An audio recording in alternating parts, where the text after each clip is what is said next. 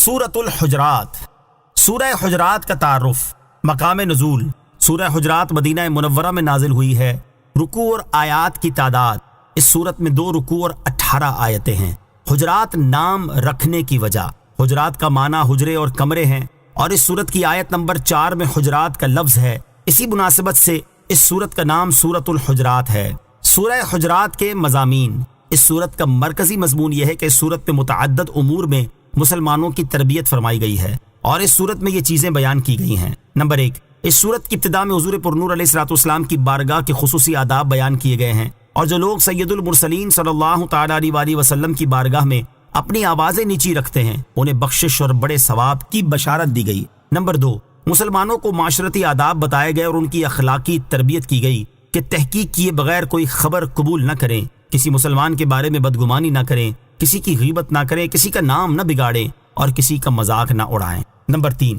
یہ حکم دیا گیا کہ اگر مسلمانوں کے 2 گروہ آپس میں لڑ پڑیں تو ان میں صلح کرا دی جائے، اور اگر وہ صلح نہ کریں تو ان میں سے جو گروہ باطل پر ہو تو اس کے ساتھ جنگ کی جائے یہاں تک کہ وہ راہ راست پر گامزن ہو جائے۔ نمبر 4، اس سورت کے آخر میں اپنے ایمان کا احسان جتانے والوں کی سرزنش کی گئی، اور یہ بتایا گیا کہ کسی کا اسلام قبول کرنا اللہ کے رسول صلی اللہ علیہ وسلم پر کوئی احسان نہیں ہے، نیز حقیقی مسلمان وہ ہے جو اللہ تعالیٰ اور اس کے رسول علیہ الصلوۃ والسلام پر ایمان لائے، پھر وہ دین کے کسی کام میں شک نہ کرے اور اپنی جان اور مال سے اللہ تعالیٰ کی راہ میں جہاد کرے۔ سورہ فتح کے ساتھ مناسبت۔ سورہ حجرات کی اپنے سے ماقبل سورت فتح کے ساتھ ایک مناسبت یہ ہے کہ سورہ فتح میں کفار کے ساتھ جہاد کرنے کے بارے میں بیان ہوا، اور سورہ حجرات میں باغیوں کے ساتھ جہاد کرنے کے بارے میں بیان ہوا۔ دوسری مناسبت یہ ہے کہ دونوں صورتوں میں حضور اقدس علیہ الصلوۃ والسلام کی عظمت و شان اور مقام و مرتبہ بیان کیا گیا ہے۔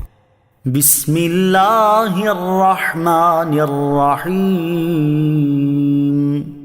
ترجمہ، اللہ کے نام سے شروع جو نہایت مہربان رحمت والا ہے۔ یا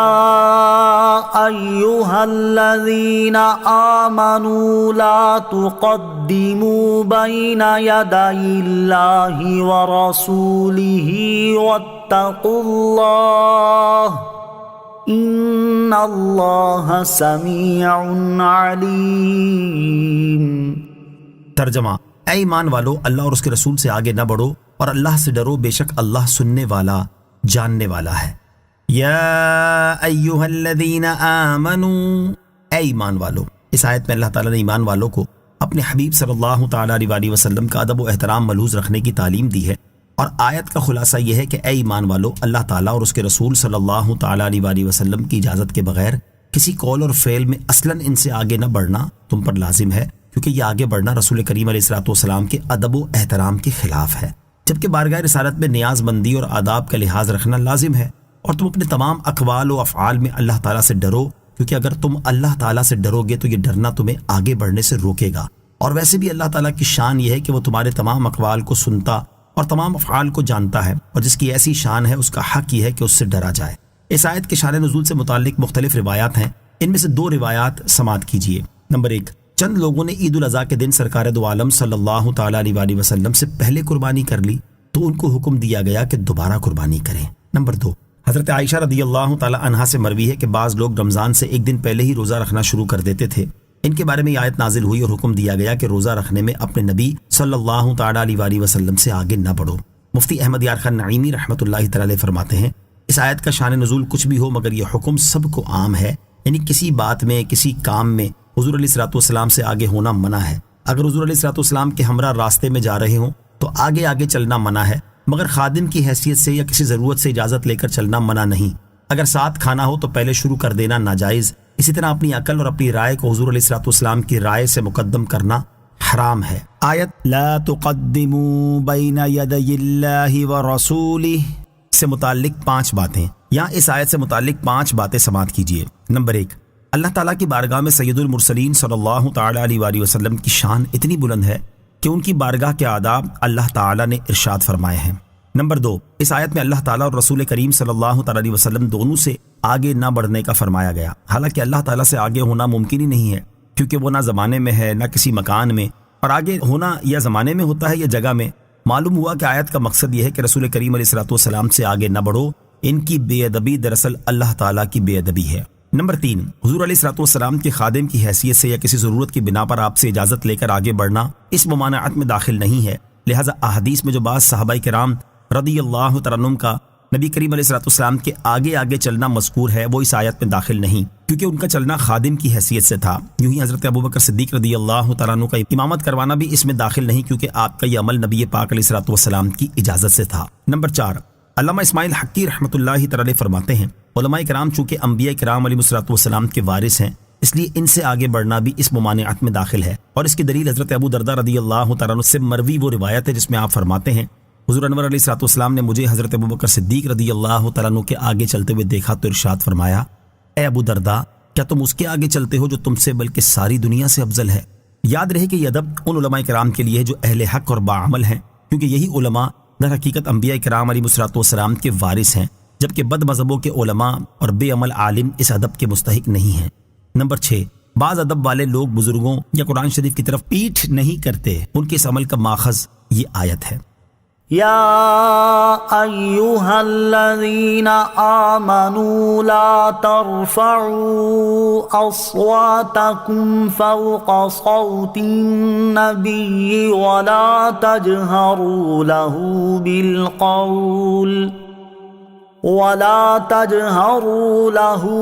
بالقول كجهر بعضكم لبعض أن تحبط أعمالكم وأنتم لا تشعرون۔ ترجمہ، اے ایمان والو، اپنی آوازیں نبی کی آواز پر اونچی نہ کرو اور ان کے حضور زیادہ بلند آواز سے کوئی بات نہ کہو، جیسے ایک دوسرے کے سامنے بلند آواز سے بات کرتے ہو کہ کہیں تمہارے اعمال برباد نہ ہو جائیں اور تمہیں خبر نہ ہو۔ یا ایہا الذین آمنوا لا ترفعوا اصواتکم فوق صوت النبی، اے ایمان والو، اپنی آوازیں نبی کی آواز پر اونچی نہ کرو۔ اس آیت مبارکہ میں بھی اللہ تعالیٰ نے ایمان والوں کو اپنے حبیب علیہ الصلوۃ والسلام کے 2 عظیم آداب سکھائے ہیں۔ پہلا ادب یہ ہے کہ اے ایمان والو، جب نبی کریم علیہ الصلوۃ والسلام تم سے کلام فرمائیں اور تم ان کی بارگاہ میں کچھ عرض کرو تو تم پر لازم ہے کہ تمہاری آواز ان کی آواز سے بلند نہ ہو، بلکہ جو عرض کرنا ہے وہ آہستہ اور پست آواز سے کرو۔ دوسرا ادب یہ ہے کہ حضور انور علیہ الصلوۃ والسلام کو ندا کرنے میں ادب کا پورا لحاظ رکھو، اور جیسے آپس میں ایک دوسرے کو نام لے کر پکارتے ہو اس طرح نہ پکارو، بلکہ تمہیں جو عرض کرنا ہو وہ ادب و تعظیم اور توصیف و تکریم کے کلمات اور عظمت والے القاب کے ساتھ عرض کرو، جیسے یوں کہو، یا رسول اللہ صلی اللہ تعالی علیہ وسلم، یا نبی اللہ صلی اللہ تعالی علیہ وآلہ وسلم، کیونکہ ترک ادب سے نیکیوں کے برباد ہونے کا اندیشہ ہے اور اس کی تمہیں خبر بھی نہ ہوگی۔ مفسرین نے اس آیت کے شان نزول کے بارے میں مختلف روایات ذکر کی ہیں، ان میں سے چند روایات سماعت کیجیے۔ نمبر 1، حضرت ابن ابی ملیکہ رضی اللہ تعالیٰ عنہ فرماتے ہیں، 2 بہترین حضرات ہلاک ہونے کے قریب جا پہنچے تھے۔ ہوا یوں کہ حضرت ابوبکر صدیق اور حضرت عمر فاروق رضی اللہ تعالیٰ عنہما نے نبی کریم علیہ الصلوۃ والسلام کی بارگاہ میں اس وقت اپنی آوازیں اونچی کر دی تھیں جب بنو تمیم کے سوار بارگاہ رسالت میں حاضر ہوئے تھے۔ ان میں سے ایک صاحب نے بنی مجاشع کے بھائی اقرا بن حابس کی طرف اشارہ کیا کہ انہیں ان کی قوم کا حاکم بنا دیا جائے، اور دوسرے نے ایک اور شخص کی جانب اشارہ کیا۔ حضرت ابوبکر رضی اللہ تعالیٰ عنہ نے حضرت عمر رضی اللہ تعالیٰ عنہ سے کہا، آپ یہ کہہ کر میری مخالفت کرنا چاہتے ہیں؟ حضرت عمر نے کہا، میں تو آپ کی مخالفت کرنا نہیں چاہتا۔ یہ گفتگو کرتے ہوئے ان دونوں حضرات کی آوازیں بلند ہو گئیں۔ اس پر اللہ تعالیٰ نے یہ آیت نازل فرمائی، یا ایہا الذین آمنوا لا ترفعوا اصواتکم فوق صوت النبی۔ صحیح بخاری شریف کی دوسری روایت میں ہے کہ حضرت عبداللہ ابن زبیر رضی اللہ تعالیٰ عنہما سے یہی واقعہ مروی ہے۔ البتہ اس کے آخر میں یہ ہے کہ اس گفتگو کے دوران ان کی آوازیں بلند ہو گئیں تو اس معاملے میں یہ آیت نازل ہوئی، یا ایہا الذین آمنوا لا تقدموا، یہاں تک کہ آیت وانتم لا تشعرون تک پوری ہو گئی۔ اس صورت میں شان نزول کا تعلق آیت نمبر 1 اور 2 دونوں سے ہے۔ نمبر 2، دوسرا شان نزول یہ بیان ہوا ہے کہ حضور انور علیہ الصلوۃ والسلام کی بارگاہ میں منافقین اپنی آوازیں بلند کیا کرتے تھے تاکہ کمزور مسلمان اس معاملے میں ان کی پیروی کریں۔ اس پر مسلمانوں کو بارگاہ رسالت صلی اللہ تعالیٰ علیہ وآلہ وسلم میں آواز بلند کرنے سے منع کر دیا گیا تاکہ منافق اپنے مقصد میں کامیاب نہ ہوں۔ تیسرا شان نزول یہ بیان کیا گیا ہے، حضرت عبداللہ بن عباس رضی اللہ تعالیٰ عنہما سے مروی ہے کہ یہ آیت حضرت ثابت بن قیس بن شماس رضی اللہ تعالیٰ عنہ کے بارے میں نازل ہوئی۔ وہ اونچا سنا کرتے تھے، ان کی آواز بھی اونچی تھی اور بات کرنے میں آواز بلند ہو جایا کرتی تھی، اور بعض اوقات اس سے حضور اقدس صلی اللہ تعالیٰ علیہ وسلم کو اذیت ہوتی تھی۔ حضرت ثابت بن قیس رضی اللہ تعالیٰ عنہ کا بلند آواز سے بات کرنا اگرچہ اونچا سننے کی معذوری کی بنا پر تھا، لیکن معذوری اونچا سننا تھا نہ کہ اونچا بولنا، کیونکہ اونچا سننے والے کے لیے اونچا بولنا تو ضروری نہیں، اور اونچا سننے والے کو سمجھایا جائے کہ بھائی تمہیں اونچا سنتا ہے دوسروں کو نہیں، لہٰذا تم اپنی آواز پست رکھو، تو اس کہنے میں حرج نہیں، بلکہ یہ عین درست اور قابل عمل بات ہے، اور تیسرے شان نزول کے اعتبار سے یہی تفہیم کی گئی ہے۔ نوٹ: اس آیت کے شان نزول سے متعلق اور بھی روایات ہیں۔ ممکن ہے کہ اس آیت کے نزول سے پہلے مختلف اسباب پیدا ہوئے ہوں اور بعد میں ایک ہی مرتبہ یہ آیت نازل ہو گئی ہو، جیسا کہ علامہ ابن حجر عسقلانی رحمۃ اللہ تعالی فرماتے ہیں، اس بات سے کوئی چیز مانے نہیں کہ آیت کا نزول مختلف اسباب کی وجہ سے ہوا ہو جو آیت نازل ہونے سے پہلے وقوع پذیر ہوئے تھے، اور جب ان روایات جن میں یہ اسباب بیان ہوئے کی اسناد صحیح ہیں اور ان میں تطبیق واضح ہے تو پھر ان میں سے کسی کو ترجیح نہیں دی جا سکتی۔ نیز یہ بھی ضروری نہیں ہے کہ صحابہ کرام رضی اللہ تعالیٰ عنہم سے کوئی بے ادبی سرزد ہوئی ہو جس پر انہیں تنبیہ کی گئی ہو، عین ممکن ہے کہ پیش بندی کے طور پر انہیں یہ آداب تعلیم فرمائے گئے ہوں اور بے ادبی کی سزا سے آگاہ کیا گیا ہو۔ آیت لا ترفعوا اصواتکم کے نزول کے بعد صحابہ کرام رضی اللہ تعالیٰ عنہم کا حال، جب یہ آیت مبارکہ نازل ہوئی تو صحابہ کرام رضی اللہ تعالیٰ عنہم بہت محتاط ہو گئے اور تاجدار رسالت صلی اللہ تعالیٰ علیہ وسلم سے گفتگو کے دوران بہت سی احتیاطوں کو اپنے اوپر لازم کر لیا تاکہ آواز زیادہ بلند نہ ہو جائے۔ نیز اپنے علاوہ دوسروں کو بھی اس ادب کی سختی سے تلقین کرتے تھے۔ اس طرح آپ کے وصال ظاہری کے بعد آپ کے روضہ انور کے پاس خود بھی آواز بلند نہ کرتے اور دوسروں کو بھی آواز اونچی کرنے سے منع کرتے تھے۔ یہاں اسی سے متعلق 6 واقعات سماعت کیجیے۔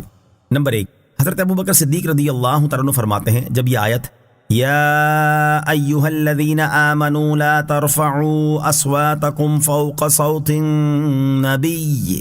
نازل ہوئی تو میں نے عرض کی، یا رسول اللہ صلی اللہ تعالیٰ علیہ وسلم، اللہ تعالیٰ کی قسم آئندہ میں آپ سے سرگوشی کے انداز میں بات کیا کروں گا۔ نمبر 2، حضرت عبداللہ بن زبیر رضی اللہ تعالیٰ عنہ فرماتے ہیں، یہ آیت نازل ہونے کے بعد حضرت عمر فاروق رضی اللہ تعالیٰ عنہ کا حال یہ تھا کہ آپ رسول کریم علیہ الصلوۃ والسلام کی بارگاہ میں بہت آہستہ آواز سے بات کرتے، حتیٰ کہ بعض اوقات حضور اکرم علیہ الصلوۃ والسلام کو بات سمجھنے کے لیے دوبارہ پوچھنا پڑتا کہ کیا کہتے ہو۔ نمبر 3، حضرت انس رضی اللہ تعالیٰ عنہ فرماتے ہیں، جب یہ آیت نازل ہوئی تو حضرت ثابت رضی اللہ تعالیٰ عنہ اپنے گھر میں بیٹھ گئے اور اللہ تعالیٰ کے خوف کی وجہ سے کہنے لگے، میں اہل نار سے ہوں۔ جب یہ کچھ عرصہ بارگاہ رسالت میں حاضر نہ ہوئے تو نبی پاک علیہ الصلوۃ والسلام نے حضرت سعد بن معاذ رضی اللہ تعالیٰ عنہ سے ان کا حال دریافت فرمایا۔ انہوں نے عرض کی، وہ میرے پڑوسی ہیں اور میری معلومات کے مطابق انہیں کوئی بیماری بھی نہیں ہے۔ حضرت سعد رضی اللہ تعالیٰ عنہ نے حضرت ثابت رضی اللہ تعالیٰ عنہ سے اس بات کا ذکر کیا تو آپ نے کہا، یہ آیت نازل ہوئی ہے اور تم لوگ جانتے ہو کہ میں تم سب سے زیادہ بلند آواز ہوں، اور جب ایسا ہے تو میں جہنمی ہو گیا۔ حضرت سعد رضی اللہ تعالیٰ عنہ نے یہ صورتحال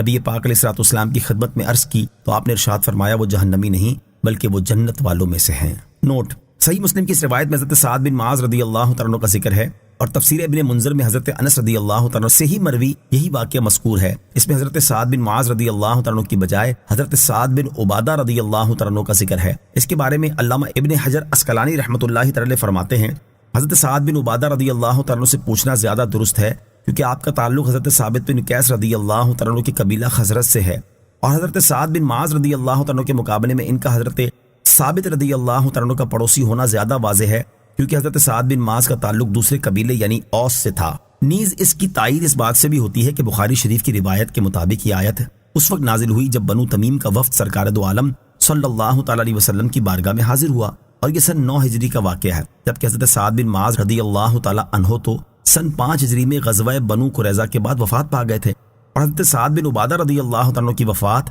نبی کریم علیہ الصلوۃ والسلام کے وصال ظاہری کے بہت بعد کی ہے۔ نمبر 4، حضرت نعمان بن بشیر رضی اللہ تعالیٰ عنہ فرماتے ہیں، میں رسول کریم علیہ الصلوۃ والسلام کے منبر کے پاس تھا، ایک شخص نے کہا، اسلام لانے کے بعد اگر میں صرف حاجیوں کو پانی پلانے کے علاوہ اور کوئی کام نہ کروں تو مجھے کوئی پرواہ نہیں ہے۔ دوسرے شخص نے کہا، اسلام لانے کے بعد اگر میں مسجد حرام کو آباد کرنے کے علاوہ اور کوئی کام نہ کروں تو مجھے کوئی پرواہ نہیں ہے۔ تیسرے شخص نے کہا، اللہ تعالیٰ کی راہ میں جہاد کرنا تمہاری کہی ہوئی باتوں سے افضل ہے۔ حضرت عمر فاروق رضی اللہ تعالیٰ عنہ نے انہیں ڈانٹتے ہوئے فرمایا، رسول اللہ صلی اللہ تعالی وسلم کے منبر کے پاس اپنی آواز بلند نہ کرو۔ نمبر 5، ایک مرتبہ حضرت عمر فاروق رضی اللہ تعالیٰ عنہ نے مسجد نبوی میں 2 شخصوں کی بلند آواز سنی تو آپ ان کے پاس تشریف لائے اور فرمایا، کیا تم دونوں جانتے ہو کہ کہاں کھڑے ہو؟ پھر ارشاد فرمایا، تم کس علاقے سے تعلق رکھتے ہو؟ تو انہوں نے عرض کی، ہم طائف کے رہنے والے ہیں۔ ارشاد فرمایا، اگر تم مدینہ منورہ کے رہنے والے ہوتے تو میں یہاں آواز بلند کرنے کی وجہ سے تمہیں ضرور سزا دیتا، کیونکہ مدینہ منورہ میں رہنے والے دربار رسالت صلی اللہ تعالیٰ علیہ وسلم کے آداب سے خوب واقف ہیں۔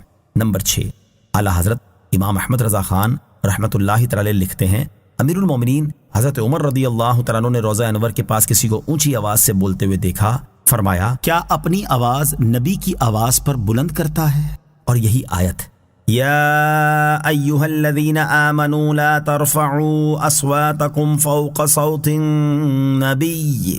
تلاوت کی۔ ہو سکتا ہے کہ واقعہ وہی ہو جو اوپر 4 نمبر کے تحت بیان ہوا ہے۔ آیت لا ترفعوا اصواتکم میں دیے گئے حکم پر دیگر بزرگان دین کا عمل۔ صحابہ کرام رضی اللہ تعالیٰ عنہم نے تاجدار رسالت صلی اللہ تعالیٰ علیہ وسلم کی ظاہری حیات مبارکہ میں بھی اور وصال ظاہری کے بعد بھی آپ کی بارگاہ کا بے حد ادب و احترام کیا، اور اللہ تعالیٰ نے اپنے حبیب علیہ السلام کی بارگاہ کے جو آداب انہیں تعلیم فرمائے انہیں دل و جان سے بجا لائے۔ اسی طرح ان کے بعد تشریف لانے والے دیگر بزرگان دین رحمت اللہ تعالیٰ علیہ نے بھی دربار رسالت صلی اللہ تعالیٰ علیہ وسلم کے آداب کا خوب خیال رکھا اور دوسروں کو بھی وہ آداب بجا لانے کی تلقین کی۔ چنانچہ یہاں ان کی سیرت کے اس پہلو سے متعلق 3 واقعات سماعت کیجیے۔ نمبر 1، ابو جعفر منصور بادشاہ مسجد نبوی میں حضرت امام مالک رضی اللہ تعالیٰ عنہ سے ایک مسئلے کے بارے میں گفتگو کر رہا تھا۔ اس دوران اس کی آواز کچھ بلند ہوئی تو امام مالک نے اس سے فرمایا، اے مسلمانوں کے امیر، اس مسجد میں آواز بلند نہ کرو، کیونکہ اللہ تعالیٰ نے ایک جماعت کو ادب سکھایا اور فرمایا لا ترفعوا اصواتکم فوق صوت النبی۔ ترجمہ،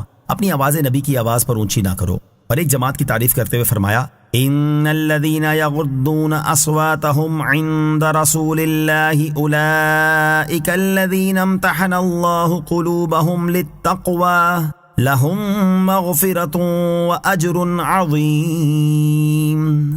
ترجمہ، بے شک جو لوگ اللہ کے رسول کے پاس اپنی آوازیں نیچی رکھتے ہیں یہی وہ لوگ ہیں جن کے دلوں کو اللہ نے پرہیزگاری کے لیے پرکھ لیا ہے، ان کے لیے بخشش اور بڑا ثواب ہے۔ اور ایک جماعت کی مذمت کرتے ہوئے فرمایا ان الذين ينادونك من وراء الحجرات اکثرهم لا يعقلون۔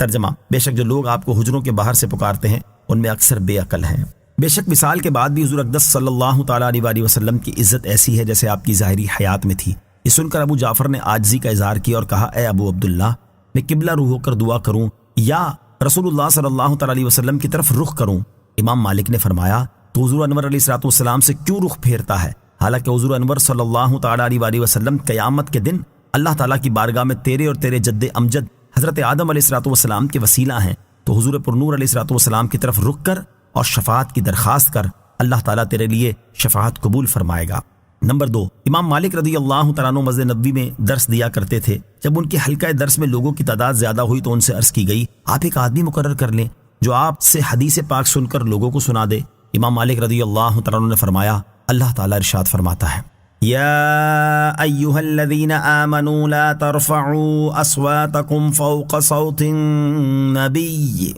ترجمہ، اپنی آواز نبی کی آواز پر اونچی نہ کرو۔ اور رسول کریم علیہ السلام کی عزت و حرمت زندگی اور وفات دونوں میں برابر ہے، اس لیے میں یہاں کسی شخص کو آواز بلند کرنے کے لیے ہرگز مقرر نہیں کر سکتا۔ نمبر 3، حضرت سلیمان بن حرب رحمۃ اللہ تعالی فرماتے ہیں، ایک دن حضرت حماد بن زید رحمۃ اللہ تعالی نے حدیث پاک بیان کی تو ایک شخص کسی چیز کے بارے میں کلام کرنے لگ گیا۔ اس پر حضرت حماد رحمۃ اللہ تعالی غضبناک ہوئے اور کہا، اللہ تعالیٰ ارشاد فرماتا ہے لا ترفعوا اصواتکم فوق صوت النبی۔ ترجمہ، اپنی آواز نبی کی آواز پر اونچی نہ کرو۔ اور میں کہہ رہا ہوں کہ رسول اللہ صلی اللہ علیہ وسلم نے ارشاد فرمایا، جبکہ تم کلام کر رہے ہو، یعنی آواز اگرچہ میری ہے لیکن کلام تو نبی پاک علیہ السلام کا ہے، پھر تم اس کلام کو سنتے ہوئے کیوں گفتگو کر رہے ہو؟ آیت لا ترفعوا اصواتکم، یہاں اس آیت سے متعلق 3 اہم باتیں سماعت کیجیے۔ نمبر 1، بارگاہ رسالت صلی اللہ تعالی علیہ وسلم کا جو ادب و احترام اس آیت میں بیان ہوا یہ آپ کی ظاہری حیات مبارکہ کے ساتھ ہی خاص نہیں ہے،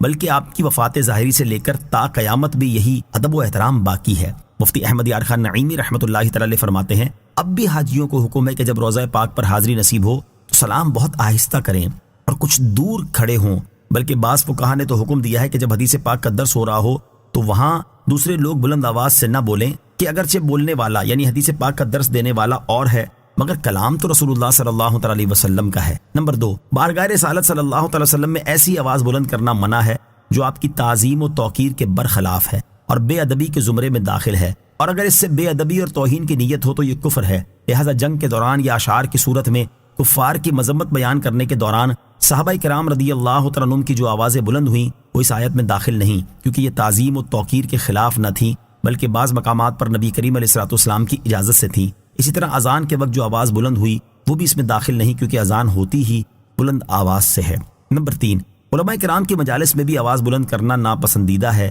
کیونکہ یہ انبیاء کرام علیہ الصلوۃ والسلام کے وارث ہیں۔ ان الذين يغضون اصواتهم عند رسول الله اولئك الذين امتحن الله قلوبهم للتقوى لهم مغفرة واجر عظيم۔ ترجمہ: بے شک جو لوگ اللہ کے رسول کے پاس اپنی آوازیں نیچی رکھتے ہیں یہی وہ لوگ ہیں جن کے دلوں کو اللہ نے پرہیزگاری کے لیے پرکھ لیا ہے، ان کے لیے بخشش اور بڑا ثواب ہے۔ ان الذين يغضون اصواتهم عند رسول اللہ، بے شک جو لوگ اللہ کے رسول کے پاس اپنی آوازیں نیچی رکھتے ہیں۔ شان نزول یہ ہے کہ جب یہ آیت یا ایھا الذین آمنوا لا ترفعوا اصواتکم نازل ہوئی تو اس کے بعد حضرت ابوبکر صدیق، حضرت عمر فاروق اور کچھ دیگر صحابہ کرام رضی اللہ تعالیٰ عنہم نے بہت احتیاط لازم کر لی اور سرکار دو عالم علیہ الصلوۃ والسلام کی خدمت اقدس میں بہت ہی پست آواز سے عرض و معروض کرتے، جیسا کہ اوپر بیان ہو چکا ہے۔ ان حضرات کے حق میں یہ آیت نازل ہوئی اور ان کے عمل کو سراہتے ہوئے ارشاد فرمایا گیا، بے شک جو لوگ ادب اور تعظیم کے طور پر اللہ تعالیٰ کے رسول صلی اللہ تعالیٰ علیہ وسلم کی بارگاہ میں اپنی آوازیں پست رکھتے ہیں یہی وہ لوگ ہیں جن کے دلوں کو اللہ تعالیٰ نے پرہیزگاری کے لیے پرکھ لیا اور ان میں موجود پرہیزگاری کو ظاہر فرما دیا ہے، ان کے لیے آخرت میں بخشش اور بڑا ثواب ہے۔ آیت ان الذین یغضون اصواتهم سے حاصل ہونے والی معلومات۔ اس آیت سے 5 باتیں معلوم ہوئیں۔ نمبر 1، تمام عبادات بدن کا تقویٰ ہیں اور حضور اقدس صلی اللہ تعالی وسلم کا ادب دل کا تقویٰ ہے۔ نمبر 2، اللہ تعالیٰ نے صحابہ کرام رضی اللہ تعالیٰ عنہم کے دل تقویٰ کے لیے پرکھ لیے ہیں تو جو انہیں معاذ اللہ فاسق مانے وہ اس آیت کا منکر ہے۔ نمبر 3، صحابہ کرام رضی اللہ تعالیٰ عنہم انتہائی پرہیزگار اور اللہ تعالیٰ سے بہت زیادہ ڈرنے والے تھے، کیونکہ جس نے نبی کریم علیہ الصلوۃ والسلام کو اللہ تعالیٰ کا رسول مان لیا اور آپ کی اس قدر تعظیم کی کہ آپ کے سامنے اس ڈر سے اپنی آواز تک بلند نہ کی کہ کہیں بلند آواز سے بولنے کی بنا پر اس کے اعمال ضائع نہ ہو جائیں، تو اس کے دل میں اللہ تعالیٰ کی تعظیم اور اس کا خوف کتنا زیادہ ہوگا۔ نمبر 4، حضرت ابوبکر صدیق اور حضرت عمر فاروق رضی اللہ تعالیٰ عنہما کی بخشش یقینی ہے کیونکہ اللہ تعالیٰ نے ان کی بخشش کا اعلان فرما دیا ہے۔ نمبر 5، ان دونوں بزرگوں کا اجر و ثواب ہمارے وہم و خیال سے بالا ہے کیونکہ اللہ تعالیٰ نے اسے عظیم فرمایا ہے۔ حضرت ثابت رضی اللہ تعالیٰ عنہ کی شان۔ حضرت ثابت رضی اللہ تعالیٰ عنہ نے اپنی معذوری کے باوجود اپنے اوپر یہ لازم کر لیا تھا کہ وہ کبھی نبی کریم علیہ الصلوۃ والسلام کی آواز پر اپنی آواز بلند نہیں کریں گے۔ ان کے بارے میں حضرت انس رضی اللہ تعالیٰ عنہ فرماتے ہیں، ہم اہل جنت میں سے ایک شخص کو اپنے سامنے چلتا ہوا دیکھتے تھے اور جب یمامہ کے مقام پر مسیلمہ سے جنگ ہوئی تو حضرت ثابت رضی اللہ تعالیٰ عنہ نے دیکھا کہ مسلمانوں کا ایک گروہ شکست کھا گیا ہے۔ یہ دیکھ کر آپ نے فرمایا ان لوگوں پر افسوس ہے۔ پھر حضرت حذیفہ رضی اللہ تعالیٰ عنہ کے غلام حضرت سالم رضی اللہ تعالیٰ عنہ سے فرمایا، ہم رسول اللہ صلی اللہ تعالیٰ علیہ وسلم کے ساتھ اللہ تعالیٰ کے دشمنوں سے اس طرح جنگ نہیں کیا کرتے تھے۔ پھر یہ دونوں ڈٹ گئے اور لڑائی کرتے رہے یہاں تک کہ شہید ہو گئے۔ حضرت ثابت رضی اللہ تعالیٰ عنہ کی شہادت کے بعد ایک صحابی رضی اللہ تعالیٰ عنہ نے انہیں خواب میں دیکھا، انہوں نے فرمایا فلاں شخص میری زرہ اتار کر لے گیا ہے اور وہ لشکر کے کونے میں گھوڑے کے پاس پتھر کی ہنڈیا کے نیچے رکھی ہوئی ہے، لہٰذا آپ حضرت خالد بن ولید رضی اللہ تعالیٰ عنہ کے پاس جائیں اور انہیں اس کی خبر دیں تاکہ وہ میری زرہ واپس لے سکیں، اور رسول اللہ صلی اللہ علیہ وسلم کے خلیفہ حضرت ابوبکر صدیق رضی اللہ تعالیٰ عنہ کے پاس جائیں اور ان سے عرض کریں مجھ پر قرض ہے تاکہ وہ میرا قرض ادا کر دیں اور میرا فلاں غلام آزاد ہے۔ چنانچہ ان صحابی رضی اللہ تعالیٰ عنہ نے حضرت خالد بن ولید رضی اللہ تعالیٰ عنہ کو اس کی خبر دی تو انہوں نے زرہ اور گھوڑے کو اسی طرح پایا جیسے حضرت ثابت رضی اللہ تعالیٰ عنہ نے بیان فرمایا تھا، انہوں نے زرہ لے لی اور حضرت ابوبکر صدیق رضی اللہ تعالیٰ عنہ کو اس خواب کی خبر دی۔ حضرت ابوبکر صدیق رضی اللہ تعالیٰ عنہ نے حضرت ثابت رضی اللہ تعالیٰ عنہ کی وصیت کو نافذ کر دیا۔ حضرت مالک بن انس رضی اللہ تعالیٰ عنہما فرماتے ہیں، مجھے اس وصیت کے علاوہ کوئی ایسی وصیت معلوم نہیں جو کسی کی وفات کے بعد نافذ کی گئی ہو۔ ان الذين ينادونك من وراء الحجرات اكثرهم لا يعقلون۔ ترجمہ، بے شک جو لوگ آپ کو حجروں کے باہر سے پکارتے ہیں ان میں اکثر بے عقل ہیں۔ ان الذين ينادونك من وراء الحجرات، بے شک جو لوگ آپ کو حجروں کے باہر سے پکارتے ہیں۔ شان نزول، بنو تمیم کے چند لوگ دوپہر کے وقت رسول کریم علیہ الصلوۃ والسلام کی خدمت میں پہنچے۔ اس وقت نبی پاک علیہ الصلوۃ والسلام آرام فرما رہے تھے۔ ان لوگوں نے حجروں کے باہر سے پیارے آقا علیہ الصلوۃ والسلام کو پکارنا شروع کر دیا اور حضور پر نور صلی اللہ تعالی علیہ وسلم باہر تشریف لے آئے۔ ان لوگوں کے بارے میں آیت نازل ہوئی اور رسول کریم علیہ الصلوۃ والسلام کی جلالت شان کو بیان فرمایا گیا کہ سید المرسلین صلی اللہ تعالی علیہ وآلہ وسلم کی بارگاہ اقدس میں اس طرح پکارنا جہالت اور بے عقلی ہے۔ وَلَوْ أَنَّهُمْ صَبَرُوا حَتَّى تَخْرُجَ إِلَيْهِمْ لَكَانَ خَيْرًا لَهُمْ واللہ غفور رحیم۔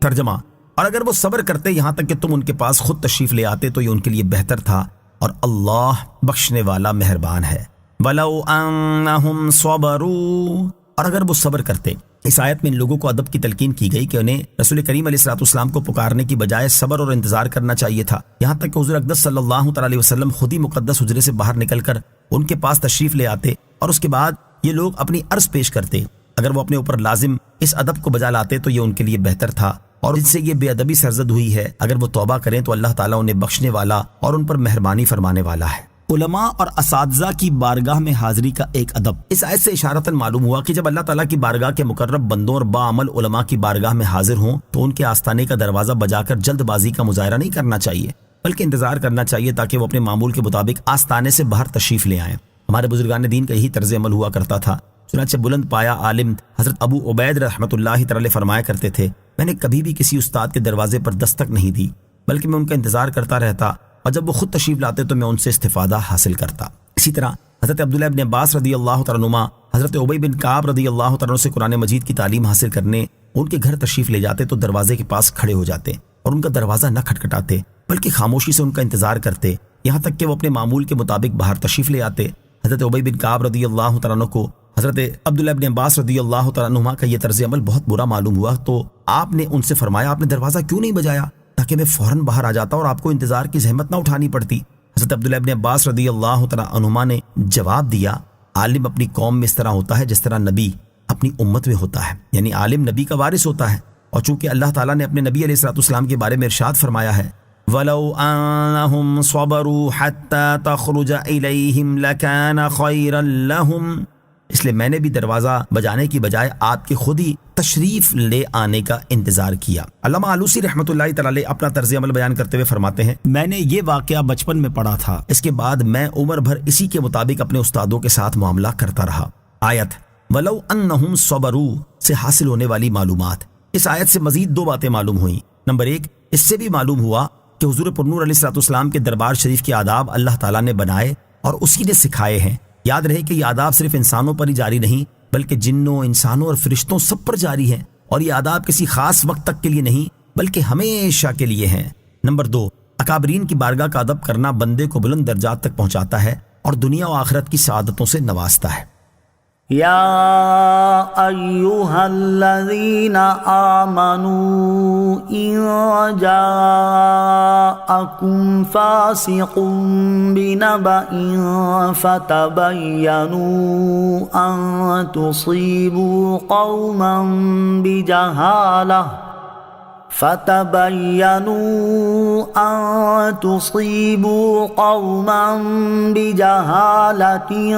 فتصبحوا على ما فعلتم نادمین۔ ترجمہ، اے ایمان والو، اگر کوئی فاسق تمہارے پاس کوئی خبر لائے تو تحقیق کر لو کہ کہیں کسی قوم کو انجانے میں تکلیف نہ دے بیٹھو پھر اپنے کیے پر شرمندہ ہونا پڑے۔ یا ایہا الذین آمنوا ان جاءکم فاسق بنبأ فتبینوا، اے ایمان والو، اگر کوئی فاسق تمہارے پاس کوئی خبر لائے تو تحقیق کر لو۔ ارشاد فرمایا، اے ایمان والو، اگر کوئی فاسق تمہارے پاس کوئی خبر لائے جس میں کسی کی شکایت ہو تو صرف اس کی بات پر اعتماد نہ کرو بلکہ تحقیق کر لو کہ وہ صحیح ہے یا نہیں، کیونکہ جو فسق سے نہیں بچا وہ جھوٹ سے بھی نہ بچے گا، تاکہ کہیں کسی قوم کو انجانے میں تکلیف نہ دے بیٹھو پھر ان کی برات ظاہر ہونے کی صورت میں تمہیں اپنے کیے پر شرمندہ ہونا پڑے۔ مفسرین نے اس آیت کا شان نزول یہ بیان کیا ہے کہ رسول کریم علیہ الصلوۃ والسلام نے حضرت ولید بن عقبہ رضی اللہ تعالیٰ عنہ کو بنی مستلق سے صدقات وصول کرنے بھیجا۔ زمانہ جاہلیت میں ان کے اور ان کے درمیان دشمنی تھی۔ جب حضرت ولید رضی اللہ تعالیٰ عنہ ان کے علاقے کے قریب پہنچے اور ان لوگوں کو خبر ہوئی تو اس خیال سے کہ حضرت ولید رضی اللہ تعالیٰ عنہ رسول کریم علیہ الصلوۃ والسلام کے بھیجے ہوئے ہیں، بہت سے لوگ ان کی تعظیم کے لیے ان کا استقبال کرنے آئے، لیکن حضرت ولید رضی اللہ تعالیٰ عنہ نے گمان کیا کہ یہ پرانی دشمنی کی وجہ سے مجھے قتل کرنے آ رہے ہیں۔ یہ خیال کر کے حضرت ولید رضی اللہ تعالیٰ عنہ واپس ہو گئے اور سرکار دو عالم صلی اللہ تعالیٰ علیہ وسلم سے اپنے گمان کے مطابق عرض کر دیا کہ حضور،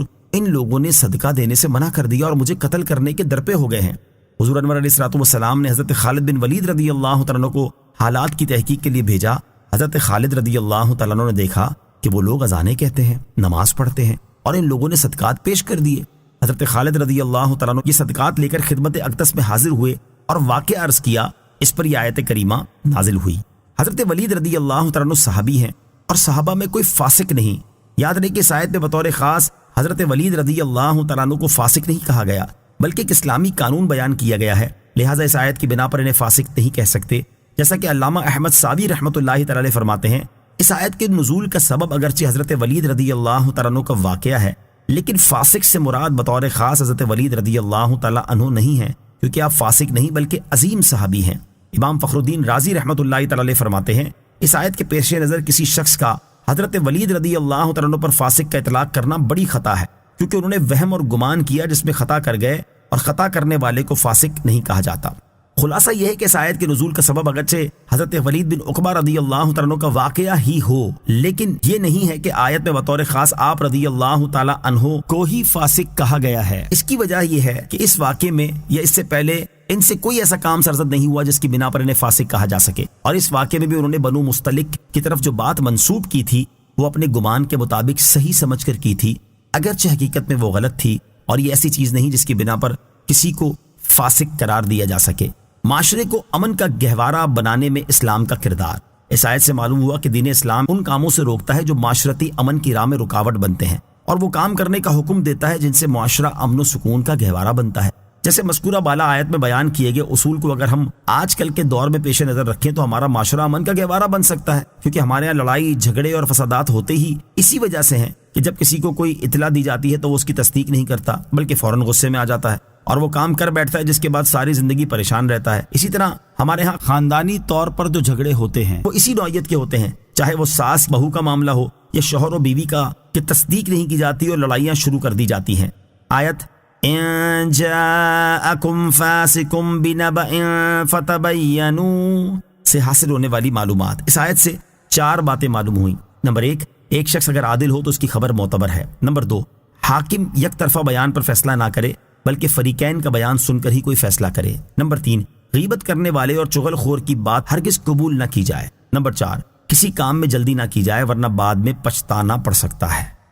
وَاعْلَمُوا أَنَّ فِيكُمْ رَسُولَ اللَّهِ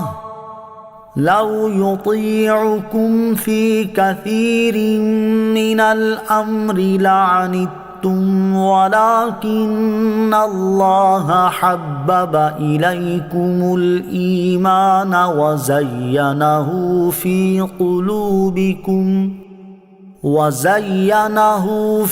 قلوبكم وكره إليكم الكفر والفسوق والعصيان أولئك هم الراشدون فضلا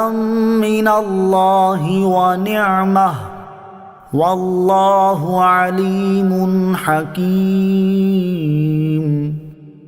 ترجمہ، اور جان لو کہ تم میں اللہ کے رسول تشریف فرما ہیں، اگر بہت سے معاملات میں وہ تمہاری بات مانے تو تم ضرور مشقت میں پڑ جاؤ گے، لیکن اللہ نے تمہیں ایمان محبوب بنا دیا ہے اور اسے تمہارے دلوں میں آراستہ کر دیا، اور کفر اور حکم عدولی اور نافرمانی تمہیں ناگوار کر دی۔ ایسے ہی لوگ رشد و ہدایت والے ہیں۔ اللہ کا فضل اور احسان ہے، اور اللہ علم والا حکمت والا ہے۔ وَاعْلَمُوا أَنَّ فِيكُمْ رَسُولَ اللَّهِ، اور جان لو کہ تم میں اللہ کے رسول تشریف فرما ہے۔ اس آیت اور اس کے بعد والی آیت کا خلاصہ یہ ہے کہ اے ایمان والو، جان لو کہ تمہارے درمیان اللہ تعالیٰ کے رسول تشریف فرما ہے۔ اگر تم میں سے کوئی ان سے جھوٹ بولے گا تو اللہ تعالیٰ انہیں خبردار کر دے گا، اور وہ اس کے حکم سے تمہارا حال ظاہر کر کے تمہیں رسوا کر دیں گے۔ لہٰذا تم ان سے کوئی باطل بات نہ کہو، اور یاد رکھو کہ اگر تمہارے بتائے ہوئے بہت سے معاملات میں وہ تمہاری بات ہی مانیں اور تمہاری رائے کے مطابق حکم دے دیں تو اس کا نتیجہ یہ ہوگا کہ تم ضرور مشقت میں پڑ جاؤ گے، لیکن اللہ تعالیٰ نے تم پر رحم کرتے ہوئے انہیں اس سے بچا لیا اور تمہارے دل میں ایمان کی محبت ڈال دی اور اسے تمہارے دلوں میں آراستہ کر دیا ہے، جس کی برکت سے تم رسول کریم علیہ الصلوۃ والسلام کی حکم عدولی نہیں کرتے، اور کفر، حکم عدولی اور نافرمانی تمہیں ناگوار کر دی ہے، جس کے باعث تم نافرمانی سے متنفر ہو۔ ایسے ہی لوگ رشد و ہدایت والے ہیں اور اللہ تعالیٰ کے فضل و احسان سے حق راستے پر قائم ہیں، اور اللہ تعالیٰ کی شان یہ ہے کہ وہ ان کے احوال کا علم رکھنے والا اور ان پر انعام فرمانے میں حکمت والا ہے۔ آیت وَاعْلَمُوا أَنَّ فِيكُمْ رَسُولَ اللَّهِ سے حاصل ہونے والی معلومات۔ اس آیت سے 6 باتیں معلوم ہوئیں۔ نمبر 1، حضور اکرم صلی اللہ تعالی علیہ وسلم کی بارگاہ میں جھوٹ بولنا سخت گناہ ہے۔ نمبر 2، نعت لکھنے پڑھنے والوں اور عرض و معروض کرنے والوں کو چاہیے کہ اپنا سچا دکھ درد عرض کرے، وہاں مبالغہ نہ کرے۔ نمبر 3، ایمان پیارا معلوم ہونا اللہ تعالیٰ کی بڑی رحمت ہے۔ نمبر 4، ایمان کا کمال اپنی کوشش سے نہیں بلکہ اللہ تعالیٰ کے فضل سے نصیب ہوتا ہے۔ نمبر 5، گناہ نہ کرنا بھی کمال ہے، لیکن گناہ سے دل میں نفرت پیدا ہو جانا بڑا کمال ہے، کیونکہ یہ نفرت گناہوں سے مستقل طور پر بچا لیتی ہے۔ نمبر 6، تمام صحابہ کرام رضی اللہ تعالی عنہم کفر و فسق اور گناہ سے دلی بیزار ہیں، ان کے دلوں میں ایمان، تقوی اور رشد و ہدایت ایسی رچ گئی ہے جیسے گلاب کے پھول میں رنگ و بو۔ وَإِن طَائِفَتَانِ مِنَ الْمُؤْمِنِينَ اقْتَتَلُوا فَأَصْلِحُوا بَيْنَهُمَا فَإِن بَغَتْ إِحْدَاهُمَا عَلَى الْأُخْرَى فَقَاتِلُوا الَّتِي تَبْغِي حَتَّى تَفِيءَ إِلَى أَمْرِ اللَّهِ فَإِن فَاءَتْ فَأَصْلِحُوا بَيْنَهُمَا بِالْعَدْلِ وَأَقْسِطُوا إِنَّ اللَّهَ يُحِبُّ الْمُقْسِطِينَ۔ ترجمہ، اور اگر مسلمانوں کے 2 گروہ آپس میں لڑ پڑیں تو تم ان میں صلح کرا دو، پھر اگر ان میں سے ایک دوسرے پر زیادتی کرے تو اس زیادتی کرنے والے سے لڑو یہاں تک کہ وہ اللہ کے حکم کی طرف پلٹ آئے، پھر اگر وہ پلٹ آئے تو انصاف کے ساتھ ان میں صلح کروا دو اور عدل کرو، بے شک اللہ عدل کرنے والوں سے محبت فرماتا ہے۔ وَإِن طَائِفَتَانِ مِنَ الْمُؤْمِنِينَ اقْتَتَلُوا فَأَصْلِحُوا بَيْنَهُمَا، اور اگر مسلمانوں کے 2 گروہ آپس میں لڑ پڑیں تو تم ان میں صلح کروا دو۔ شان نزول، ایک مرتبہ نبی کریم صلی اللہ تعالی علیہ وسلم دراز گوش پر سوار ہو کر تشریف لے جا رہے تھے۔ اس دوران انصار کی مجلس کے پاس سے گزر ہوا تو وہاں تھوڑی دیر ٹھہرے۔ اس جگہ دراز گوش نے پیشاب کیا تو عبداللہ بن ابی نے ناک بند کر لی۔ یہ دیکھ کر حضرت عبداللہ بن رواحہ رضی اللہ تعالیٰ عنہ نے فرمایا، حضور اکرم صلی اللہ تعالیٰ علیہ وسلم کے دراز گوش کا پیشاب تیرے مشک سے بہتر خوشبو رکھتا ہے۔ حضور پر نور صلی اللہ تعالیٰ علیہ وسلم تو تشریف لے گئے، لیکن ان دونوں میں بات بڑھ گئی اور ان دونوں کی قومیں آپس میں لڑ پڑیں اور ہاتھا پائی تک نوبت پہنچ گئی۔ صورتحال معلوم ہونے پر سرکار دو عالم صلی اللہ تعالیٰ علیہ وسلم واپس تشریف لائے اور ان میں صلح کرا دی۔ اس معاملے کے بارے میں یہ آیت نازل ہوئی اور ارشاد فرمایا، اے ایمان والو، اگر مسلمانوں کے 2 گروہ آپس میں لڑ پڑے تو تم سمجھا کر ان میں صلح کرا دو، پھر اگر ان میں سے ایک دوسرے پر ظلم اور زیادتی کرے اور صلح کرنے سے انکار کر دے تو مظلوم کی حمایت میں اس زیادتی کرنے والے سے لڑو یہاں تک کہ وہ اللہ تعالیٰ کے حکم کی طرف پلٹ آئے، پھر اگر وہ اللہ تعالیٰ کے حکم کی طرف پلٹ آئے تو انصاف کے ساتھ دونوں گروہوں میں صلح کروا دو اور دونوں میں سے کسی پر زیادتی نہ کرو، کیونکہ اس جماعت کو ہلاک کرنا مقصود نہیں بلکہ سختی کے ساتھ راہ راست پر لانا مقصود ہے، اور صرف اس معاملے میں ہی نہیں بلکہ ہر چیز میں عدل کرو، بے شک اللہ تعالیٰ عدل کرنے والوں سے محبت فرماتا ہے تو وہ انہیں عدل کی اچھی جزا دے گا۔ آیت وَإِن طَائِفَتَانِ مِنَ الْمُؤْمِنِينَ اقْتَتَلُوا سے حاصل ہونے والی معلومات۔ اس آیت سے 5 باتیں معلوم ہوئیں۔ نمبر 1، جنگ و جدال گناہ ہے مگر یہاں دونوں فریقوں کو مومن فرمایا گیا، اس سے معلوم ہوا کہ گناہ کفر نہیں ہے۔ نمبر 2، مسلمانوں میں صلح کرانا حضور اقدس صلی اللہ تعالیٰ علیہ وسلم کی سنت اور اعلیٰ درجے کی عبادت ہے۔ نمبر 3، غلط فہمی کی وجہ سے بادشاہ اسلام کی مخالفت یا اس سے جنگ کرنے والا کافر اور فاسق نہیں بلکہ مومن ہے۔ نمبر 4، سلطان اسلام باغیوں سے جنگ کرے یہاں تک کہ وہ اپنی بغاوت سے باز آ جائیں۔ نمبر 5، یہ جنگ جہاد نہ ہوگی، نہ ان باغیوں کا مال غنیمت ہوگا، نہ ان کے قیدی لونڈی غلام بنائے جائیں گے بلکہ ان کا زور توڑ کر ان سے برادرانہ سلوک کیا جائے گا۔ مسلمانوں میں سلوک کروانے کے فضائل۔ قرآن مجید اور احادیث مبارکہ میں بکثرت مقامات پر مسلمانوں کو آپس میں صلح و صفائی رکھنے اور ان کے درمیان صلح کروانے کا حکم دیا گیا اور اس کے بہت فضائل بیان کیے گئے ہیں۔ چنانچہ اللہ تعالیٰ ارشاد فرماتا ہے، وَإِنِ امْرَأَةٌ خَافَتْ مِن بَعْلِهَا نُشُوزًا أَوْ إِعْرَاضًا فَلَا جُنَاحَ عَلَيْهِمَا أَن يُصْلِحَا بَيْنَهُمَا صُلْحًا وَالصُّلْحُ خَيْرٌ۔ ترجمہ، اور اگر کسی عورت کو اپنے شوہر کی زیادتی یا بے رغبتی کا اندیشہ ہو تو ان پر کوئی حرج نہیں کہ آپس میں صلح کر لیں اور صلح بہتر ہے۔ اور ارشاد فرماتا ہے، يَسْأَلُونَكَ عَنِ الْأَنفَالِ قُلِ الْأَنفَالُ لِلَّهِ وَالرَّسُولِ فاتقوا اللہ واصلحوا ذات بینکم۔ ترجمہ: اے محبوب، تم سے اموال غنیمت کے بارے میں پوچھتے ہیں، تم فرماؤ غنیمت کے مالوں کے مالک اللہ اور رسول ہیں، تو اللہ سے ڈرتے رہو اور آپس میں صلح و صفائی رکھو۔ اور ارشاد فرماتا ہے: لا خیر فی کثیر من نجواہم الا من امر بصدقۃ او معروف او اصلاح بین الناس ومن يفعل ذلك ابتغاء مرضات اللہ فسوف نؤتیہ اجرا عظیما۔ ترجمہ: ان کے اکثر خفیہ مشوروں میں کوئی بھلائی نہیں ہوتی مگر ان لوگوں کے مشوروں میں جو صدقے کا یا نیکی کا یا لوگوں میں باہم صلح کرانے کا مشورہ کریں، اور جو اللہ کی رضامندی تلاش کرنے کے لیے یہ کام کرتا ہے تو اسے عنقریب ہم بڑا ثواب عطا فرمائیں گے۔ حضرت ام کلثوم بنت عقبہ رضی اللہ تعالی عنہا سے روایت ہے، سید المرسلین صلی اللہ تعالی علیہ وسلم نے ارشاد فرمایا، وہ شخص جھوٹا نہیں جو لوگوں کے درمیان صلح کرائے کہ اچھی بات پہنچاتا ہے یا اچھی بات کہتا ہے۔ حضرت ابو درداء رضی اللہ تعالیٰ عنہ سے روایت ہے، رسول کریم صلی اللہ تعالی علیہ وسلم نے ارشاد فرمایا، کیا میں تمہیں ایسا کام نہ بتاؤں جو درجے میں روزے، نماز اور زکوٰۃ سے بھی افضل ہو؟ صحابہ کرام رضی اللہ تعالی عنہم نے عرض کی، یا رسول اللہ صلی اللہ تعالی علیہ وسلم کیوں نہیں؟ ارشاد فرمایا، آپس میں صلح کروا دینا۔ البتہ یاد رہے کہ مسلمانوں میں وہی صلح کروانا جائز ہے جو شریعت کے دائرے میں ہو، جبکہ ایسی صلح جو حرام کو حلال اور حلال کو حرام کر دے وہ جائز نہیں ہے، جیسا کہ حضرت ابو ہریرہ رضی اللہ تعالی عنہ سے روایت ہے، حضور اقدس صلی اللہ تعالی علیہ وسلم نے ارشاد فرمایا، مسلمانوں کے مابین صلح کروانا جائز ہے مگر وہ صلح جائز نہیں جو حرام کو حلال کر دے یا حلال کو حرام کر دے۔ اس سے ان لوگوں کو نصیحت حاصل کرنی چاہیے جو عورت کو 3 طلاقیں ہو جانے کے باوجود شوہر اور بیوی سے یہ کہتے ہیں کہ کوئی بات نہیں، تم سے جو غلطی ہوئی اسے اللہ تعالیٰ معاف کر دے گا، اس لیے تم اب آپس میں صلح کر لو۔ حالانکہ 3 طلاقوں کے بعد وہ عورت اللہ تعالیٰ اور رسول کریم صلی اللہ تعالیٰ علیہ وسلم کے احکام کے مطابق اپنے شوہر پر حرام ہو چکی ہے، اور صرف صلح کرنے سے یہ حرام حلال نہیں ہو سکتا۔ تو ان کا یہ صلح کروانا حرام کو حلال کرنے کی کوشش کرنا ہے، اور یہ ہرگز جائز نہیں ہے، اور ایسی صلح کروانے والے خود بھی گناہ گار ہوں گے، اور اس صلح کے بعد وہ مرد و عورت شوہر اور بیوی والا جو تعلق قائم کریں گے اس کا گناہ انہیں بھی ہوگا، کیونکہ ان کے لیے اب وہ تعلق قائم کرنا حرام ہے، اور یہ چونکہ حرام کام میں ان کی مدد کر رہے ہیں اور اس کی ترغیب دے رہے ہیں تو اس گناہ میں یہ بھی شریک ہیں۔ اللہ تعالیٰ مسلمانوں کو عقل سلیم عطا فرمائے اور شریعت کی حدود میں رہتے ہوئے مسلمانوں کے درمیان صلح کروانے کی توفیق عطا فرمائے، آمین۔ معاشرے سے ظلم کا خاتمہ کرنے میں دین اسلام کا کردار۔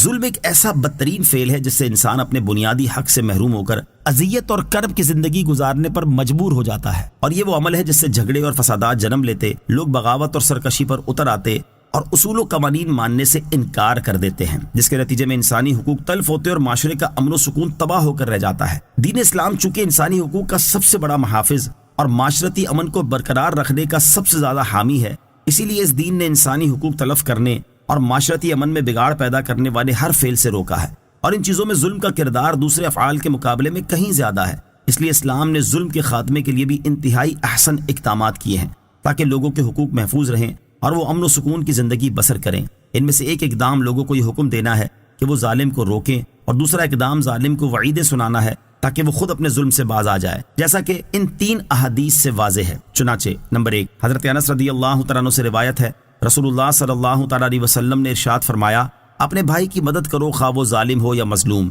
کسی نے عرض کی، یا رسول اللہ صلی اللہ تعالیٰ علیہ وسلم اگر وہ مظلوم ہو تو مدد کروں گا، لیکن ظالم ہو تو کیسے مدد کروں؟ ارشاد فرمایا، اس کو ظلم کرنے سے روک دے، یہی اس کی مدد کرنا ہے۔ نمبر 2، حضرت علی المرتضیٰ کرم اللہ تعالیٰ وجہ الکریم سے روایت ہے، رسول کریم صلی اللہ تعالیٰ علیہ وسلم نے فرمایا، مظلوم کی بد دعا سے بچو، وہ اللہ تعالیٰ سے اپنا حق مانگتا ہے اور اللہ تعالیٰ کسی حق والے کا حق اس سے نہیں روکتا۔ نمبر 3، حضرت ابو ہریرہ رضی اللہ تعالیٰ عنہ سے روایت ہے، نبی اکرم صلی اللہ تعالیٰ علیہ وسلم نے ارشاد فرمایا، جس کا اپنے مسلمان بھائی پر اس کی آبرو یا کسی اور چیز کا کوئی ظلم ہو تو وہ آج ہی اس سے معافی لے لے، اس سے پہلے کہ وہ دن آ جائے جب اس کے پاس نہ دینار ہو نہ درہم۔ اس دن اگر اس ظالم کے پاس نیک عمل ہوں گے تو ظلم کے مطابق اس سے چھین لیے جائیں گے، اور اگر اس کے پاس نیکیاں نہ ہوں گی تو مظلوم کے گناہ لے کر اس پر ڈال دیے جائیں گے۔ اس سے معلوم ہوا کہ معاشرتی امن کو قائم کرنے اور اس کی راہ میں حائل ایک بڑی رکاوٹ ظلم کو ختم کرنے میں اسلام کا کردار سب سے زیادہ ہے، اور اس کی کوششیں دوسروں کے مقابلے میں کہیں زیادہ کارگر ہیں، کیونکہ جب لوگ ظالم کو ظلم کرنے سے روک دیں گے تو وہ ظلم نہ کر سکے گا، اور ظالم جب اتنی ہولناک وعیدیں سنے گا تو اس کے دل میں خوف پیدا ہوگا، اور یہی خوف ظلم سے باز آنے میں اس کی مدد کرے گا۔ یوں معاشرے سے ظلم کا جڑ سے خاتمہ ہوگا اور معاشرہ امن و سکون کا پرلطف باغ بن جائے گا۔ اللہ تعالیٰ ہمیں دین اسلام کے احکامات اور تعلیمات کو صحیح طریقے سے سمجھنے اور ان پر عمل پیرا ہونے کی توفیق عطا فرمائے، آمین۔ مظلوم کی حمایت اور فریاد رسی کرنے کے دو فضائل۔ یہاں آیت کی مناسبت سے مظلوم کی حمایت کرنے اور اس کی فریاد رسی کرنے کے دو فضائل سماعت کیجیے۔ نمبر 1، حضرت انس رضی اللہ تعالیٰ عنہ سے روایت ہے، رسول کریم صلی اللہ تعالیٰ علیہ وآلہ وسلم نے ارشاد فرمایا، جو کسی مظلوم کی فریاد رسی کرے اللہ تعالیٰ اس کے لیے 73 مغفرتیں لکھے گا، ان میں سے ایک سے اس کے تمام کاموں کی درستی ہو جائے گی اور 72 سے قیامت کے دن اس کے درجے بلند ہوں گے۔ نمبر 2، حضرت عبداللہ ابن عمر رضی اللہ تعالیٰ عنہما سے روایت ہے، حضور اقدس صلی اللہ تعالیٰ علیہ وسلم نے ارشاد فرمایا، جو کسی مظلوم کے ساتھ اس کی مدد کرنے چلے اللہ تعالیٰ اسے اس دن ثابت قدمی عطا فرمائے گا جس دن قدم پھسل رہے ہوں گے۔ اللہ تعالیٰ ہمیں بھی مظلوم کی حمایت اور مدد کرنے کی توفیق عطا فرمائے، آمین۔ صحابہ کرام رضی اللہ تعالیٰ عنہم اور ان کے باہمی اختلافات سے متعلق 8 اہم باتیں۔ اس آیت کے شان نزول میں اگرچہ جھگڑے میں کچھ منافق بھی شریک تھے، لیکن اہل ایمان کے اختلاف کا بھی ذکر ہوا۔ اسی مناسبت سے یہاں صحابہ کرام رضی اللہ تعالیٰ عنہم اور ان کے باہمی اختلافات سے متعلق اعلیٰ حضرت امام احمد رضا خان رحمۃ اللہ تعالی علیہ کے کلام سے 8 اہم باتوں کا خلاصہ سماعت کیجیے۔ نمبر 1، تابعین سے لے کر قیامت تک امت کا کوئی بڑے سے بڑا ولی کسی کم مرتبے والے صحابی کے رتبے تک نہیں پہنچ سکتا۔ نمبر 2، اللہ تعالیٰ کی بارگاہ میں جو قرب صحابہ کرام رضی اللہ تعالیٰ عنہم کو حاصل ہے وہ کسی دوسرے امتی کو میسر نہیں، اور جو بلند درجات یہ پائیں گے وہ کسی اور امتی کو نہ ملیں گے۔ نمبر 3، اہل سنت کے خواص اور عوام پہلے سے آخری درجے کے تمام صحابہ کرام رضی اللہ تعالیٰ عنہم کو انتہا درجے کا نیک اور متقی جانتے ہیں، اور ان کے احوال کی تفاصیل کہ کس نے کس کے ساتھ کیا کیا اور کیوں کیا اس پر نظر کرنا حرام مانتے ہیں۔ نمبر 4، اگر صحابہ کرام رضی اللہ تعالیٰ عنہم میں سے کسی کا کوئی ایسا فعل منقول ہے جو کم نظر کی آنکھ میں ان کی شان سے قدرے گرا ہوا ہو اور اس میں کسی کو اعتراض کرنے کی گنجائش ملے تو اس کے بارے میں اہل سنت کے علماء اور عوام کا طرز عمل یہ ہے کہ وہ اس کا اچھا محمل بیان کرتے ہیں، اسے ان کے قلبی اخلاص اور اچھی نیت پر محمول کرتے ہیں۔ اللہ تعالیٰ کا سچا فرمان رضی اللہ عنہم سن کر دل کے آئینے میں تفتیش کے زنگ کو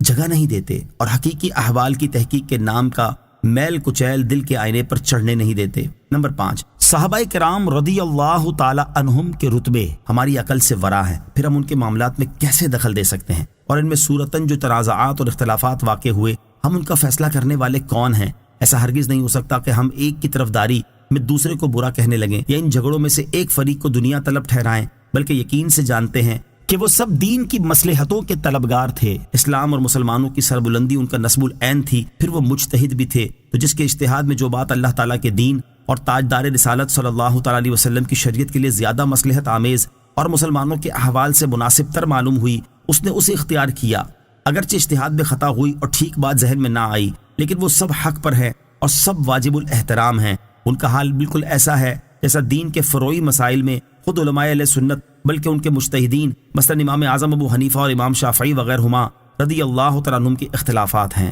نمبر 6، مسلمانوں پر لازم ہے کہ وہ ان جھگڑوں کے سبب صحابہ کرام رضی اللہ تعالیٰ عنہم میں ایک دوسرے کو نہ گمراہ فاسق جانیں اور نہ ہی ان میں سے کسی کے دشمن ہوں، بلکہ مسلمانوں کو تو یہ دیکھنا چاہیے کہ سب صحابہ کرام رضی اللہ تعالیٰ عنہم آقائے دو عالم صلی اللہ تعالیٰ علیہ وسلم کے جان نثار اور سچے غلام ہیں۔ اللہ تعالیٰ اور رسول کریم علیہ الصلوۃ والسلام کی بارگاہوں میں معظم و معزز اور آسمان ہدایت کے روشن ستارے ہیں۔ نمبر 7، صحابہ کرام رضی اللہ تعالیٰ عنہم کے بارے میں یاد رکھنا چاہیے کہ وہ انبیاء اور فرشتے نہ تھے کہ گناہ سے معصوم ہوں۔ ان میں سے بعض حضرات سے لغزشیں صادر ہوئیں، مگر ان کی کسی بات پر گرفت اللہ تعالیٰ اور رسول اکرم علیہ الصلوۃ والسلام کے احکام کے خلاف ہے۔ نمبر 8، اللہ عز و جل نے سورہ حدید میں سید المرسلین صلی اللہ علیہ وسلم کے صحابہ کرام کی 2 قسمیں بیان فرمائیں۔ نمبر 1، من انفق من قبل الفتح وقاتل۔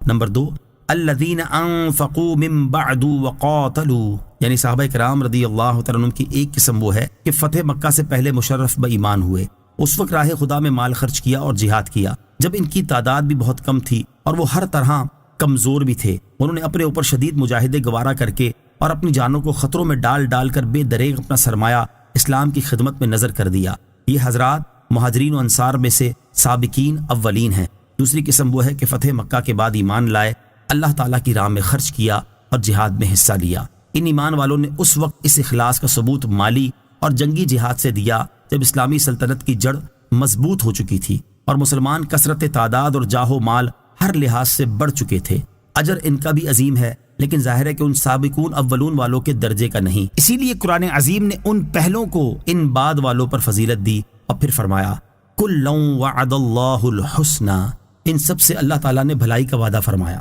کہ اپنے اپنے مرتبے کے لحاظ سے سبھی کو اجر ملے گا، محروم کوئی نہ رہے گا، اور جن سے بھلائی کا وعدہ کیا ان کے حق میں فرماتا ہے اولئک عنہا مبعدون، وہ جہنم سے دور رکھے گئے ہیں، لا یسمعون حسیسہا، وہ جہنم کی بھنک تک نہ سنیں گے، وہم فی ما اشتہت انفسہم خالدون، وہ ہمیشہ اپنی من مانتی جی بھاتی مرادوں میں رہیں گے، لا يحزنهم الفزع الاکبر، قیامت کی وہ سب سے بڑی گھبراہٹ انہیں غمگین نہ کرے گی، وَتَتَلَقَّاهُمُ الْمَلَائِكَةُ، فرشتے ان کا استقبال کریں گے، هَذَا يَوْمُكُمُ الَّذِي كُنتُمْ تُوعَدُونَ، یہ کہتے ہوئے کہ یہ ہے تمہارا وہ دن جس کا تم سے وعدہ تھا۔ رسول اللہ صلی اللہ علیہ وسلم کے ہر صحابی کی یہ شان اللہ عز و جل بتاتا ہے، تو جو کسی صحابی پر اعتراض کرے وہ اللہ واحد قہار کو جھٹلاتا ہے، اور ان کے بعض معاملات کو جن میں اکثر جھوٹی حکایات ہیں اللہ تعالیٰ کے ارشاد کے مقابل پیش کرنا اہل اسلام کا کام نہیں۔ اللہ تعالیٰ نے سورہ حدید کی اسی آیت میں اس کا منہ بھی بند کر دیا کہ صحابہ کرام رضی اللہ تعالیٰ عنہم کے دونوں گروہوں سے بھلائی کا وعدہ کر کے ساتھ ہی ارشاد فرما دیا واللہ بما تعملون خبیر، اور اللہ کو خوب خبر ہے جو تم کرو گے۔ اس کے باوجود اس نے تمہارے اعمال جان کر حکم فرما دیا کہ وہ تم سب سے بے عذاب جنت اور بے حساب کرامت و ثواب کا وعدہ فرما چکا ہے، تو اب دوسرے کو کیا حق رہا کہ ان کی کسی بات پر اعتراض کرے؟ کیا اعتراض کرنے والا اللہ تعالیٰ سے جدا اپنی مستقل حکومت قائم کرنا چاہتا ہے؟ اس بیان کے بعد جو کوئی کچھ بکے وہ اپنا سر کھائے اور خود جہنم میں جائے۔ انما المؤمنون اخوة فاصلحوا بين اخويكم واتقوا الله لعلكم ترحمون۔ ترجمہ، صرف مسلمان بھائی بھائی ہیں تو اپنے دو بھائیوں میں صلح کرا دو اور اللہ سے ڈرو تاکہ تم پر رحمت ہو۔ انما المؤمنون اخوہ، صرف مسلمان بھائی بھائی ہیں۔ ارشاد فرمایا مسلمان تو آپس میں بھائی بھائی ہی ہیں، کیونکہ یہ آپس میں دینی تعلق اور اسلامی محبت کے ساتھ مربوط ہیں، اور یہ رشتہ تمام دنیاوی رشتوں سے مضبوط تر ہے، لہذا جب کبھی دو بھائیوں میں جھگڑا واقع ہو تو ان میں صلح کرا دو اور اللہ تعالیٰ سے ڈرو تاکہ تم پر رحمت ہو، کیونکہ اللہ تعالیٰ سے ڈرنا اور پرہیزگاری اختیار کرنا ایمان والوں کی باہمی محبت اور الفت کا سبب ہے، اور جو اللہ تعالیٰ سے ڈرتا ہے اس پر اللہ تعالیٰ کی رحمت ہوتی ہے۔ مسلمانوں کے باہمی تعلق کے بارے میں 3 احادیث، یہاں آیت کی مناسبت سے مسلمانوں کے باہمی تعلق کے بارے میں 3 احادیث سماعت کیجیے۔ نمبر 1، حضرت عبداللہ ابن عمر رضی اللہ تعالیٰ عنہ سے روایت ہے، رسول اکرم صلی اللہ تعالیٰ علیہ وسلم نے ارشاد فرمایا مسلمان مسلمان کا بھائی ہے اور وہ اس پر ظلم کرے نہ اس کو رسوا کرے۔ جو شخص اپنے بھائی کی ضرورت پوری کرنے میں مشغول رہتا ہے اللہ تعالیٰ اس کی ضرورت پوری کرتا ہے، اور جو شخص کسی مسلمان سے مصیبت کو دور کرتا ہے تو اللہ تعالیٰ قیامت کے دن اس کے مصائب میں سے کوئی مصیبت دور فرما دے گا، اور جو شخص کسی مسلمان کا پردہ رکھتا ہے قیامت کے دن اللہ تعالیٰ اس کا پردہ رکھے گا۔ نمبر 2، حضرت نعمان بن بشیر رضی اللہ تعالیٰ عنہ سے روایت ہے، رسول اللہ صلی اللہ تعالیٰ علیہ وسلم نے ارشاد فرمایا سارے مسلمان ایک شخص کی طرح ہیں، جب اس کی آنکھ میں تکلیف ہوگی تو سارے جسم میں تکلیف ہوگی، اور اگر اس کے سر میں درد ہو تو سارے جسم میں درد ہوگا۔ نمبر 3، حضرت ابو موسیٰ اشعری رضی اللہ تعالیٰ عنہ سے روایت ہے، سید المرسلین صلی اللہ تعالیٰ علیہ وسلم نے ارشاد فرمایا ایک مسلمان دوسرے مسلمان کے لیے عمارت کی طرح ہے جس کی ایک اینٹ دوسری اینٹ کو مضبوط کرتی ہے۔ اللہ تعالیٰ مسلمانوں کو اپنے باہمی تعلقات سمجھنے اور اس کے تقاضوں کے مطابق عمل پیرا ہونے کی توفیق عطا فرمائے، آمین۔ يا أيها الذين آمنوا لا يسخر قوم من قوم عسى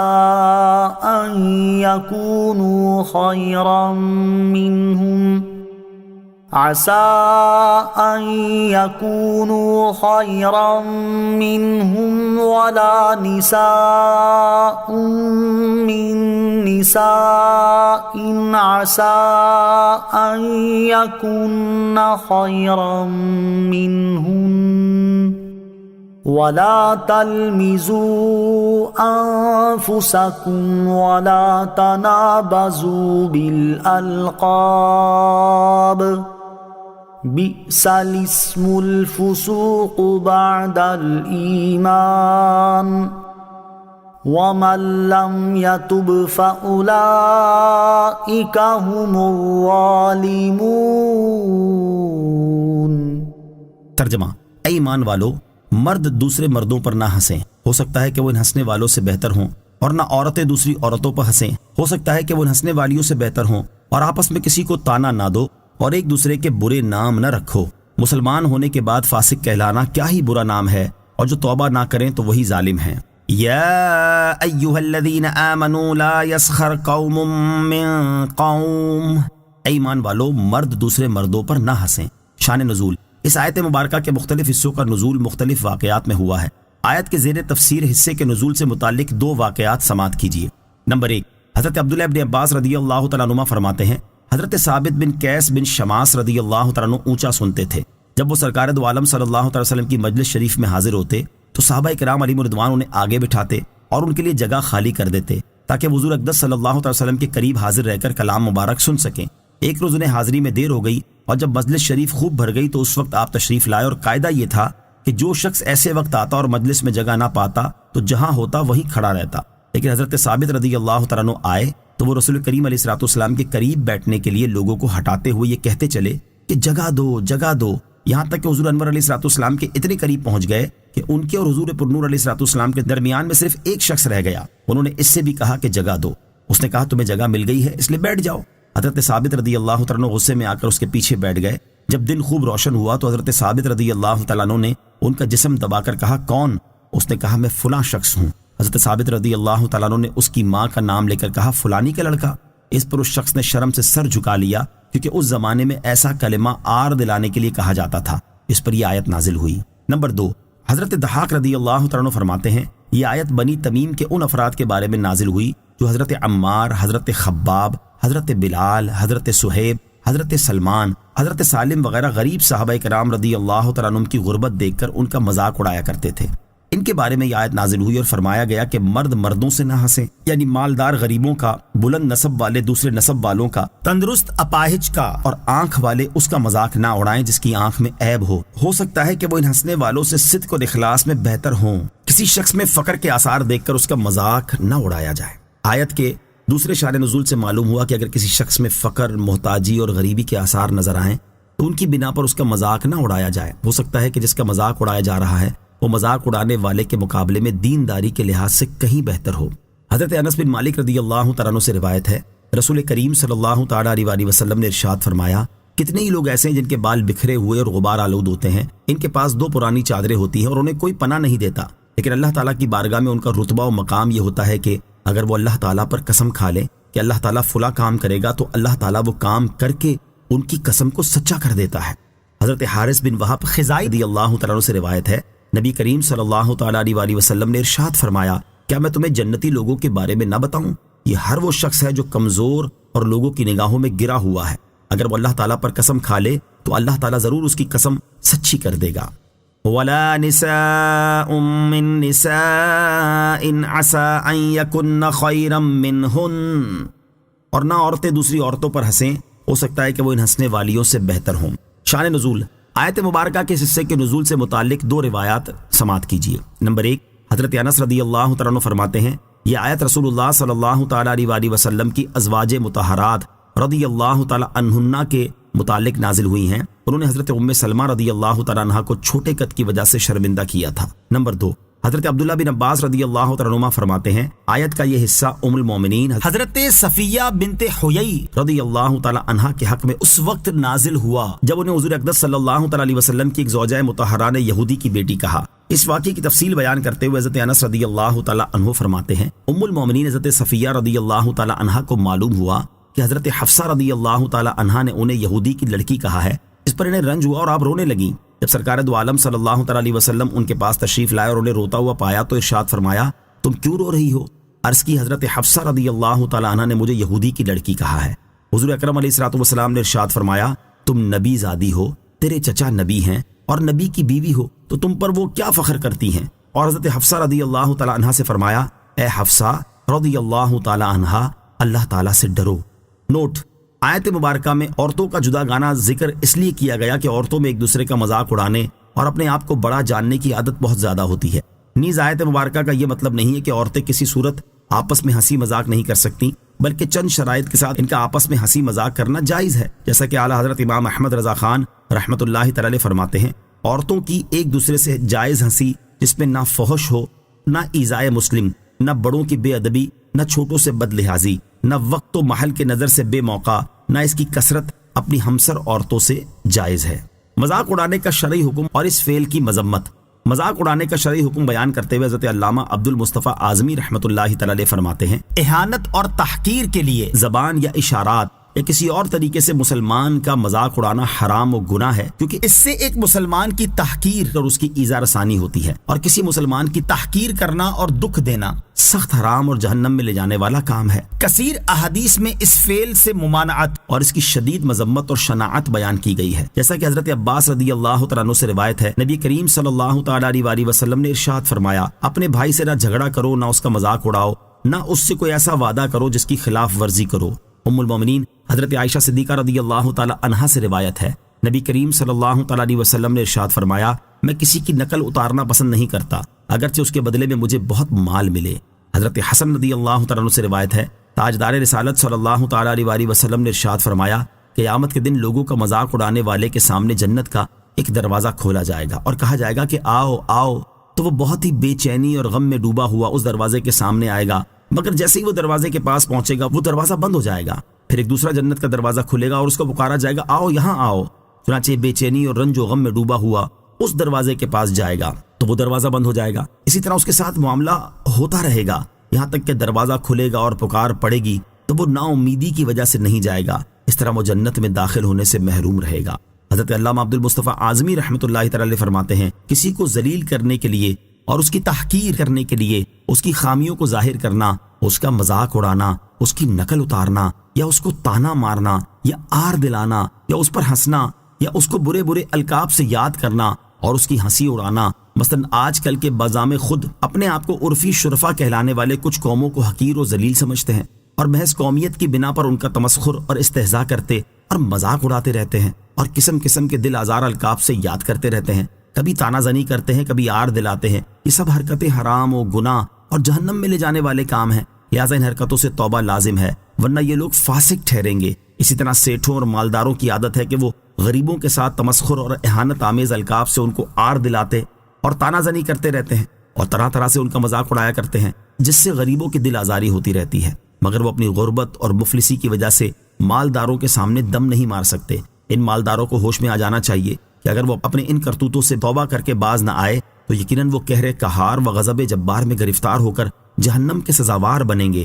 اور دنیا میں ان غریبوں کے آنسو قہر خداوندی کا سیلاب بن کر ان مالداروں کے محلات کو خس و خاشاک کی طرح بہا لے جائیں گے۔ خوش طبعی کرنے کا حکم۔ یاد رہے کہ کسی شخص سے ایسا مذاق کرنا حرام ہے جس سے اسے اذیت پہنچے، البتہ ایسا مذاق جو اسے خوش کر دے، جسے خوش طبعی اور خوش مزاجی کہتے ہیں، جائز ہے، بلکہ کبھی کبھی خوش طبعی کرنا سنت بھی ہے، جیسا کہ مفتی احمد یار خان نعیمی رحمۃ اللہ تعالی فرماتے ہیں، حضور پرنور صلی اللہ تعالی علیہ وسلم سے کبھی کبھی خوش طبعی کرنا ثابت ہے، اس لیے علماء کرام فرماتے ہیں کہ کبھی کبھی خوش طبعی کرنا سنت مستحبہ ہے۔ امام محمد غزالی رحمۃ اللہ تعالی فرماتے ہیں، اگر تم اس بات پر قادر ہو کہ جس پر نبی کریم علیہ الصلوۃ والسلام اور صحابہ کرام رضی اللہ تعالیٰ عنہم قادر تھے کہ مزاح یعنی خوش طبعی کرتے وقت صرف حق بات کہو، کسی کے دل کو اذیت نہ پہنچاؤ، حد سے نہ بڑھو اور کبھی کبھی مزاح کرو تو تمہارے لیے بھی کوئی حرج نہیں، لیکن مزاح کو پیشہ بنا لینا بہت بڑی غلطی ہے۔ مزید فرماتے ہیں وہ مزاح ممنوع ہے جو حد سے زیادہ کیا جائے اور ہمیشہ اسی میں مصروف رہا جائے، اور جہاں تک ہمیشہ مزاح کرنے کا تعلق ہے تو اس میں خرابی یہ ہے کہ کھیل کود اور غیر سنجیدگی ہے۔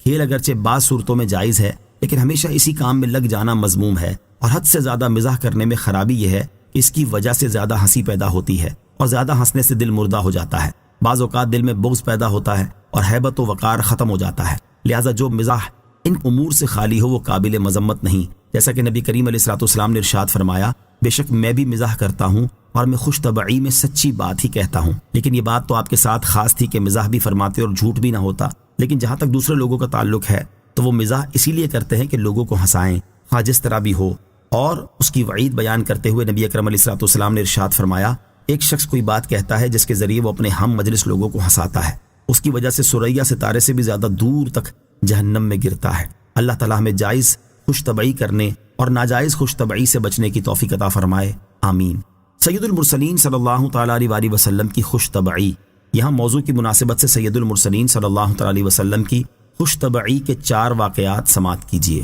نمبر 1، حضرت زید بن اسلم رضی اللہ تعالیٰ عنہ فرماتے ہیں حضرت ام ایمن رضی اللہ تعالیٰ عنہا نبی کریم علیہ الصلوۃ والسلام کی بارگاہ میں حاضر ہوئیں اور عرض کیا میرے شوہر آپ کو بلا رہے ہیں۔ ارشاد فرمایا کون؟ وہی جس کی آنکھ میں سفیدی ہے۔ عرض کی اللہ تعالیٰ کی قسم ان کی آنکھ میں سفیدی نہیں ہے۔ ارشاد فرمایا کیوں نہیں؟ بے شک اس کی آنکھ میں سفیدی ہے۔ عرض کی اللہ تعالیٰ کی قسم ایسا نہیں ہے۔ نبی کریم علیہ الصلوۃ والسلام نے ارشاد فرمایا کیا کوئی ایسا ہے اس کی آنکھ میں سفیدی نہ ہو؟ آپ نے اس سے وہ سفیدی مراد لی تھی جو آنکھ کے سیاہ حلقے کے ارد گرد ہوتی ہے۔ نمبر 2، حضرت انس رضی اللہ تعالیٰ عنہ فرماتے ہیں نبی کریم علیہ الصلوۃ والسلام ہم میں گھلے ملے رہتے، حتیٰ کہ میرے چھوٹے بھائی سے فرماتے ابو عمیر چڑیا کا کیا ہوا؟ نمبر 3، حضرت انس رضی اللہ تعالیٰ عنہ فرماتے ہیں ایک شخص نے رسول اللہ صلی اللہ تعالیٰ علیہ وسلم سے سواری مانگی تو ارشاد فرمایا ہم تمہیں اونٹنی کے بچے پر سوار کریں گے۔ اس نے عرض کی میں اونٹنی کے بچے کا کیا کروں گا؟ رسول کریم علیہ الصلوۃ والسلام نے ارشاد فرمایا اونٹ کو اونٹنی ہی تو جنم دیتی ہے۔ نمبر 4، حضرت انس رضی اللہ تعالیٰ عنہ فرماتے ہیں نبی اکرم صلی اللہ تعالیٰ علیہ وسلم نے ایک بوڑھی عورت سے فرمایا جنت میں کوئی بوڑھی عورت نہ جائے گی۔ انہوں نے پریشان ہو کر عرض کی تو پھر ان کا کیا بنے گا؟ حالانکہ وہ عورت قرآن پڑھا کرتی تھی۔ تاجدار رسالت صلی اللہ تعالیٰ علیہ وسلم نے ارشاد فرمایا کیا تم نے قرآن میں یہ نہیں پڑھا کہ اِنَّا أَنشَأْنَاهُنَّ إِنشَاءً فَجَعَلْنَاهُنَّ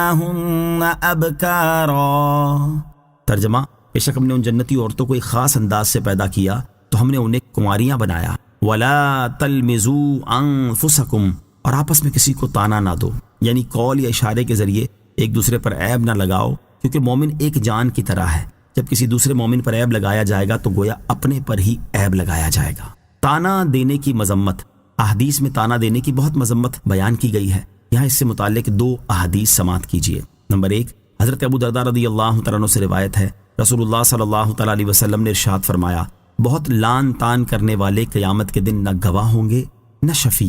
نمبر 2، حضرت عبداللہ ابن مسعود رضی اللہ تعالیٰ عنہ سے روایت ہے رسول اللہ صلی اللہ تعالیٰ علیہ وسلم نے ارشاد فرمایا مومن نہ تان کرنے والا ہوتا ہے، نہ لعنت کرنے والا، نہ فحش بکنے والا بےہدہ ہوتا ہے۔ اللہ تعالیٰ ہمیں تانا دینے سے محفوظ فرمائے، آمین۔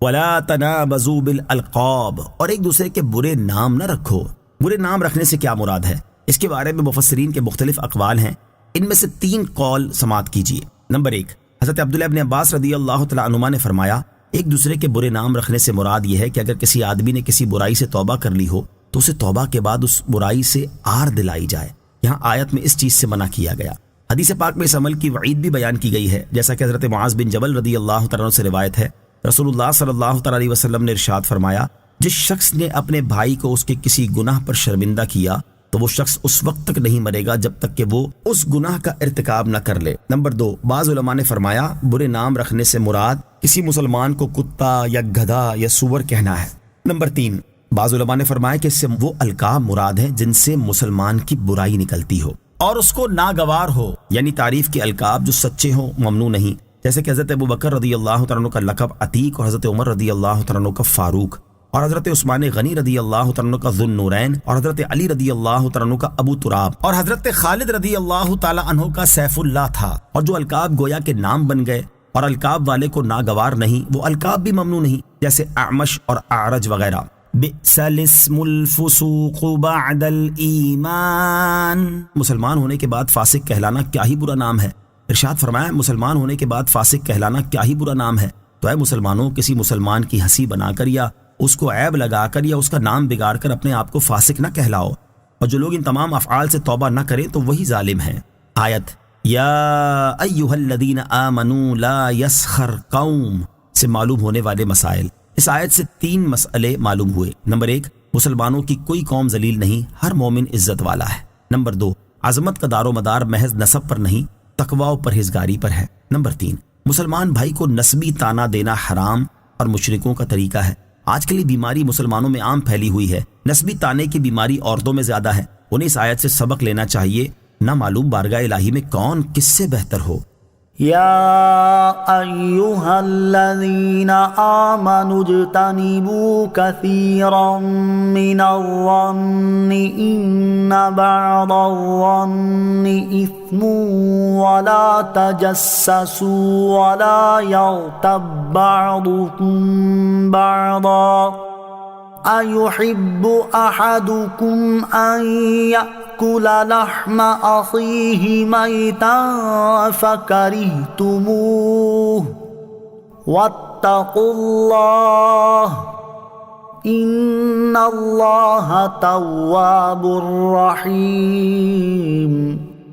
ترجمہ، اے ایمان والو، بہت زیادہ گمان کرنے سے بچو، بے شک کوئی گمان گناہ ہو جاتا ہے، اور پوشیدہ باتوں کی جستجو نہ کرو اور ایک دوسرے کی غیبت نہ کرو۔ کیا تم میں کوئی پسند کرے گا کہ اپنے مرے ہوئے بھائی کا گوشت کھائے؟ تو یہ تمہیں ناپسند ہوگا، اور اللہ سے ڈرو، بے شک اللہ بہت توبہ قبول کرنے والا مہربان ہے۔ یا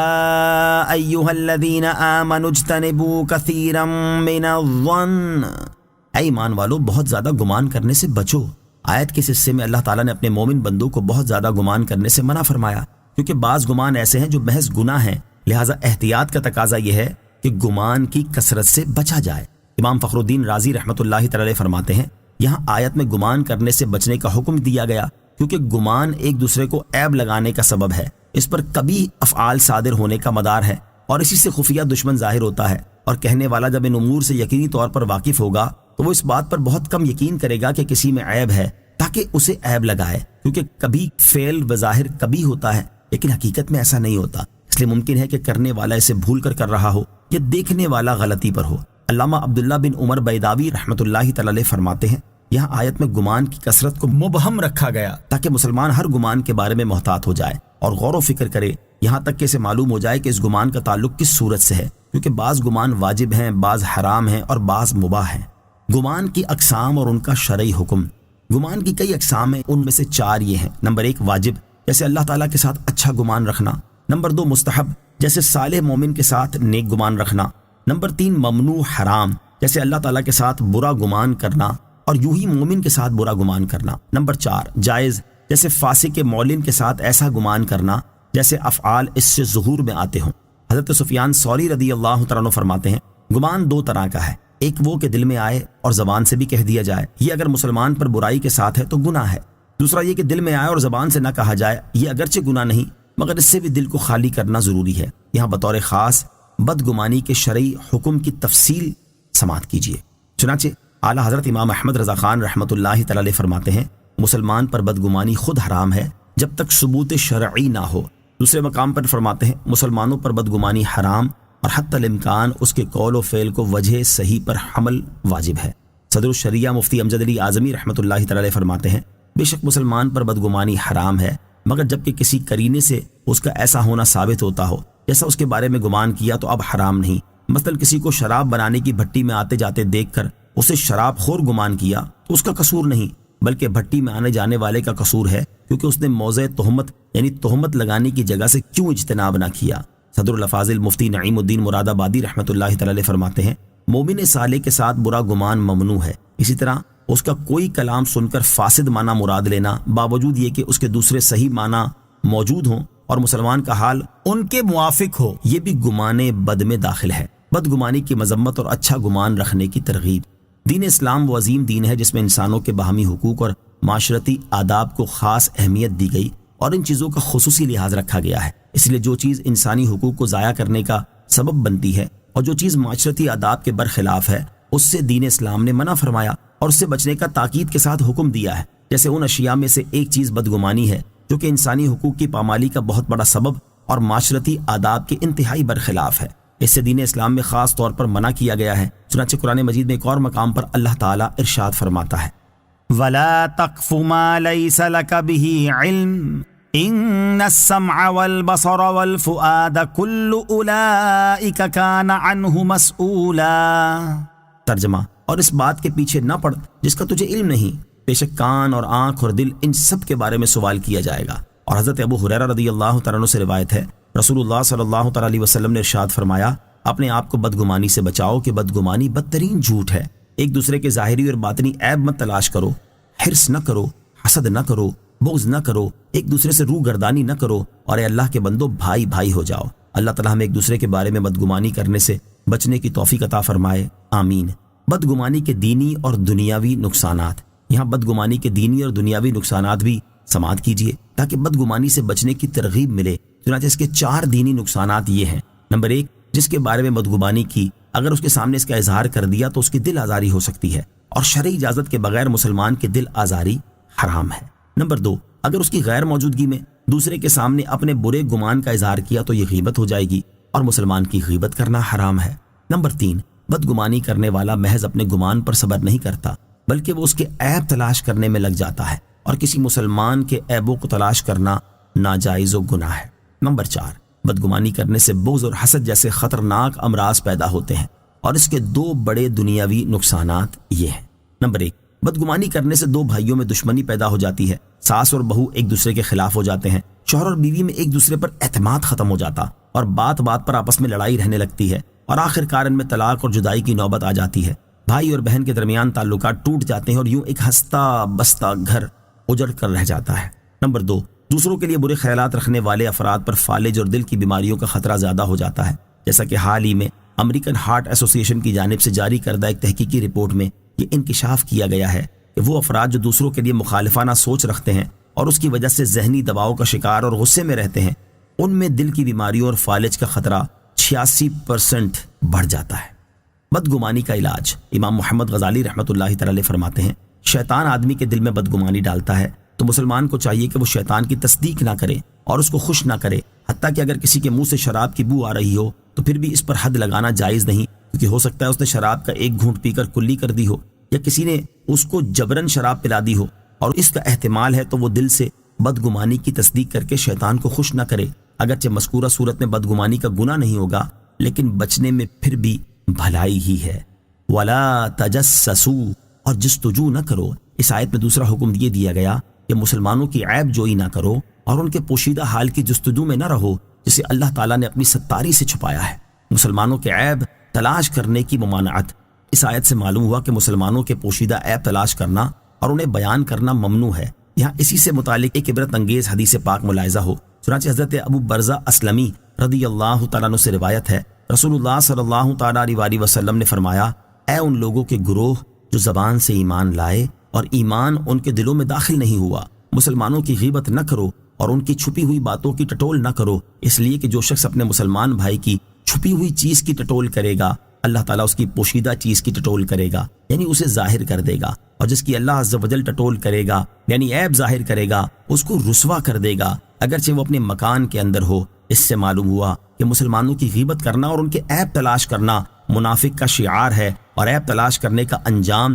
ذلت و رسوائی ہے، کیونکہ جو شخص کسی دوسرے مسلمان کے عیب تلاش کر رہا ہے، لیکن اس میں بھی کوئی نہ کوئی عیب ضرور ہوگا، اور ممکن ہے کہ وہ عیب ایسا ہو جس کے ظاہر ہونے سے وہ معاشرے میں ذلیل و خوار ہو جائے۔ لہٰذا عیب تلاش کرنے والوں کو اس بات سے ڈرنا چاہیے کہ ان کی اس حرکت کی بنا پر کہیں اللہ تعالیٰ ان کے وہ پوشیدہ عیوب ظاہر نہ فرما دے جس سے وہ ذلت و رسوائی سے دوچار ہو جائیں۔ عیب چھپانے کے 2 فضائل۔ یہاں موضوع کی مناسبت سے مسلمانوں کے عیب چھپانے کے 2 فضائل سماعت کیجیے۔ نمبر 1، حضرت عبداللہ ابن عمر رضی اللہ تعالیٰ عنہ سے روایت ہے، رسول کریم صلی اللہ تعالیٰ علیہ وسلم نے ارشاد فرمایا، جس نے کسی مسلمان کے عیب پر پردہ رکھا، اللہ تعالیٰ قیامت کے دن اس کے عیوب پر پردہ رکھے گا۔ نمبر 2، حضرت عقبہ بن عامر رضی اللہ تعالیٰ عنہ سے روایت ہے، رسول اللہ صلی اللہ تعالیٰ علیہ وسلم نے ارشاد فرمایا، جو شخص ایسی چیز دیکھے جس کو چھپانا چاہیے اور اس نے پردہ ڈال دیا یعنی چھپا دی، تو ایسا ہے جیسے موعودہ یعنی زندہ زمین میں دبا دی جانے والی بچی کو زندہ کیا۔ اللہ تعالیٰ ہمیں بھی اپنے مسلمان بھائیوں کے عیب چھپانے کی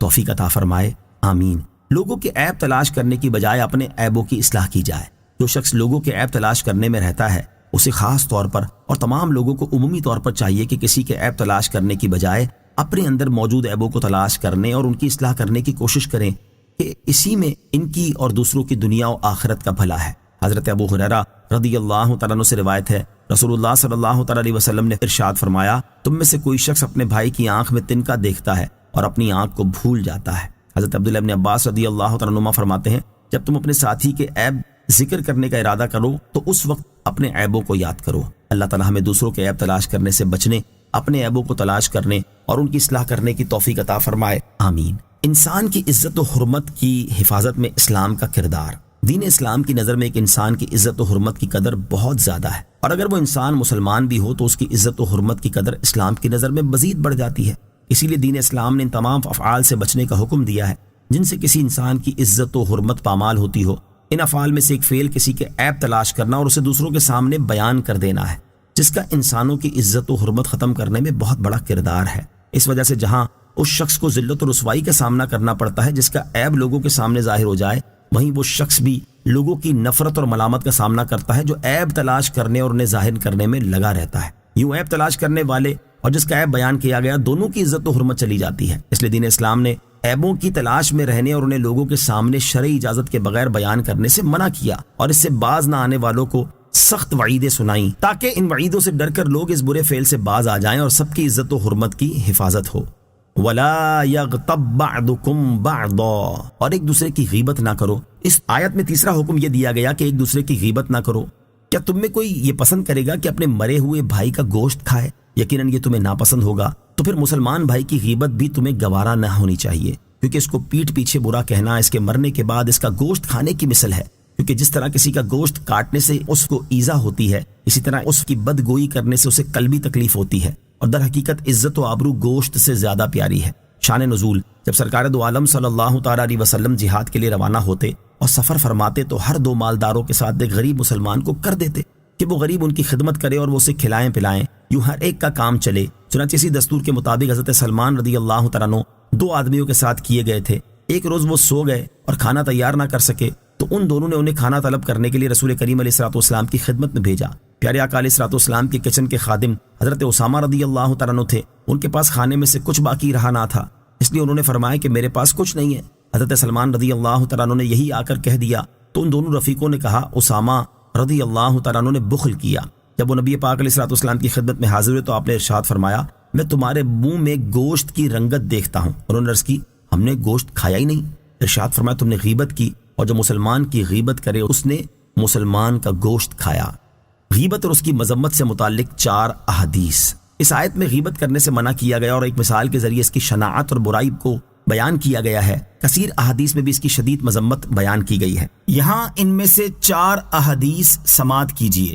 نمبر 1 مسلم شریف کی حدیث ہے، حضرت ابو ہریرہ رضی اللہ تعالیٰ عنہ سے روایت ہے، رسول اللہ صلی اللہ تعالیٰ علیہ وسلم نے ارشاد فرمایا کیا تم جانتے ہو کہ غیبت کیا چیز ہے؟ صحابہ کرام علیہ رضوان نے عرض کی اللہ تعالیٰ اور اس کے رسول علیہ الصلوۃ والسلام ہی زیادہ جانتے ہیں۔ ارشاد فرمایا تم اپنے بھائی کا وہ عیب بیان کرو جس کے ذکر کو وہ ناپسند کرتا ہے۔ عرض کی گئی اس کے بارے میں آپ کی کیا رائے ہے کہ اگر میرے بھائی میں وہ عیب موجود ہو جسے میں بیان کرتا ہوں؟ ارشاد فرمایا تم جو عیب بیان کر رہے ہو اگر وہ اس میں موجود ہو جبھی تو وہ غیبت ہے، اگر اس میں وہ عیب نہیں ہے تو پھر وہ بہتان ہے۔ نمبر 2 حضرت ابو سعید اور حضرت جابر رضی اللہ تعالیٰ عنہما سے روایت ہے، رسول اللہ صلی اللہ تعالیٰ علیہ وسلم نے ارشاد فرمایا غیبت زنا سے بھی زیادہ سخت چیز ہے۔ لوگوں نے عرض کی یا رسول اللہ صلی اللہ تعالیٰ علیہ وسلم غیبت زنا سے زیادہ سخت کیسے ہے؟ ارشاد فرمایا مرد زنا کرتا ہے پھر توبہ کرتا ہے تو اللہ تعالیٰ اس کی توبہ قبول فرماتا ہے، اور غیبت کرنے والے کی تب تک مغفرت نہ ہوگی جب تک وہ معاف نہ کر دے جس کی غیبت کی ہے۔ نمبر 3 حضرت انس بن مالک رضی اللہ تعالیٰ عنہ سے روایت ہے، سرکار دو عالم صلی اللہ تعالیٰ علیہ وسلم نے ارشاد فرمایا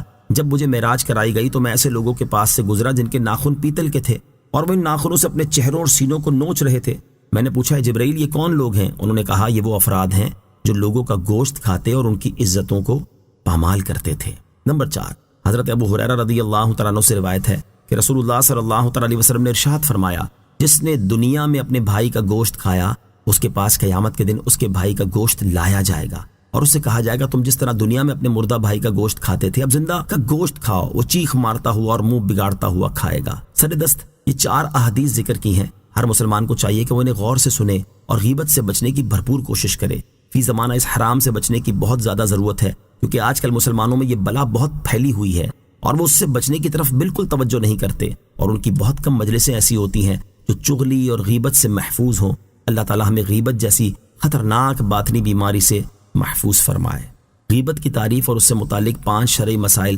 صدر الشریعہ مفتی امجد علی اعظمی رحمۃ اللہ تعالی فرماتے ہیں غیبت کے یہ معنی ہے کہ کسی شخص کے پوشیدہ عیب کو جس کو وہ دوسروں کے سامنے ظاہر ہونا پسند نہ کرتا ہو اس کی برائی کرنے کے طور پہ ذکر کرنا، اور اگر اس میں وہ بات ہی نہ ہو تو یہ غیبت نہیں بلکہ بہتان ہے۔ غیبت سے متعلق 5 شرعی مسائل سماعت کیجیے۔ نمبر 1 غیبت جس طرح زبان سے ہوتی ہے اسی طرح فعل سے بھی ہوتی ہے۔ صراحت کے ساتھ برائی کی جائے یا تعریض و کنایہ کے ساتھ ہو سب صورت حرام ہے۔ برائی کو جس نوعیت سے سمجھائے گا سب غیبت میں داخل ہے۔ تعریض کی یہ صورت ہے کہ کسی کے ذکر کرتے وقت یہ کہا کہ الحمدللہ میں ایسا نہیں، جس کا یہ مطلب ہوا کہ وہ ایسا ہے۔ کسی کی برائی لکھ دی، یہ بھی غیبت ہے۔ سر وغیرہ کی حرکت بھی غیبت ہو سکتی ہے۔ مثلا کسی کی خوبیوں کا تذکرہ تھا، اس نے سر کے اشارے سے بتانا چاہا کہ اس میں جو کچھ برائیاں ہیں ان سے تم واقف نہیں، ہونٹوں اور آنکھوں اور بھووں اور زبان یا ہاتھ کے اشارے سے بھی غیبت ہو سکتی ہے۔ نمبر 2، ایک صورت غیبت کی نقل ہے، مثلا کسی لنگڑے کی نقل کرے اور لنگڑا کر چلے، یا جس چال سے کوئی چلتا ہے اس کی نقل اتاری جائے، یہ بھی غیبت ہے، بلکہ زبان سے کہہ دینے سے یہ زیادہ برا ہے، کیونکہ نقل کرنے میں پوری تصویر کشی اور بات کو سمجھانا پایا جاتا ہے، جبکہ کہنے میں وہ بات نہیں ہوتی۔ نمبر 3، جس طرح زندہ آدمی کی غیبت ہو سکتی ہے، مرے ہوئے مسلمان کو برائی کے ساتھ یاد کرنا بھی غیبت ہے، جبکہ وہ صورتیں نہ ہوں جن میں عیوب کا بیان کرنا غیبت میں داخل نہیں۔ مسلم کی غیبت جس طرح حرام ہے، کافر ذمی کی بھی ناجائز ہے، کہ ان کے حقوق بھی مسلم کی طرح ہیں، جبکہ کافر حربی کی برائی کرنا غیبت نہیں۔ نمبر 4، کسی کی برائی اس کے سامنے کرنا اگر غیبت میں داخل نہ بھی ہو، جبکہ غیبت میں پیٹھ پیچھے برائی کرنا معتبر ہو، مگر یہ اس سے بڑھ کر حرام ہے، کیونکہ غیبت میں جو وجہ ہے وہ یہ ہے کہ ایذائے مسلم ہے، وہ یہاں بدرجہ اولا پائی جاتی ہے۔ غیبت میں تو یہ احتمال ہے کہ اسے اطلاع ملے یا نہ ملے، اگر اسے اطلاع نہ ہوئی تو ایذا بھی نہ ہوئی، مگر احتمال ایذا کو یہاں ایذا قرار دے کر شرع مطہر نے حرام کیا، اور منہ پر اس کی مذمت کرنا تو حقیقتاً ایذا ہے، پھر یہ کیوں حرام نہ ہو؟ صدر الشریعہ مفتی امجد علی اعظمی رحمۃ اللہ تعالی فرماتے ہیں، بعض لوگوں سے جب کہا جاتا ہے کہ تم فلاں کی غیبت کیوں کرتے ہو، وہ نہایت دلیری کے ساتھ یہ کہتے ہیں کہ مجھے اس کا ڈر آ پڑا ہے، چلو میں اس کے منہ پر یہ باتیں کہہ دوں گا۔ ان کو یہ معلوم ہونا چاہیے کہ پیٹھ پیچھے اس کی برائی کرنا غیبت و حرام، اور منہ پر کہو گے تو یہ دوسرا حرام ہوگا۔ اگر تم اس کے سامنے کہنے کی جرت رکھتے ہو تو اس کی وجہ سے غیبت حلال نہیں ہوگی۔ نمبر 5، جس کے سامنے کسی کی غیبت کی جائے اسے لازم ہے کہ زبان سے انکار کر دے، مثلا کہہ دے کہ میرے سامنے اس کی برائی نہ کرو۔ اگر زبان سے انکار کرنے میں اس کو خوف و اندیشہ ہے تو دل سے اسے برا جانے، اور اگر ممکن ہو تو یہ شخص جس کے سامنے برائی کی جا رہی ہے وہاں سے اٹھ جائے، یا اس بات کو کاٹ کر کوئی دوسری بات شروع کر دے۔ ایسا نہ کرنے میں سننے والا بھی گناہگار ہوگا، غیبت کا سننے والا بھی غیبت کرنے والے کے حکم میں ہے۔ غیبت سے توبہ اور معافی سے متعلق 5 شرعی مسائل، یہاں غیبت سے توبہ اور معافی سے متعلق 5 شرعی مسائل بھی سماعت کیجیے۔ نمبر 1، جس کی غیبت کی اگر اس کو اس کی خبر ہو گئی تو اس سے معافی مانگنی ضروری ہے،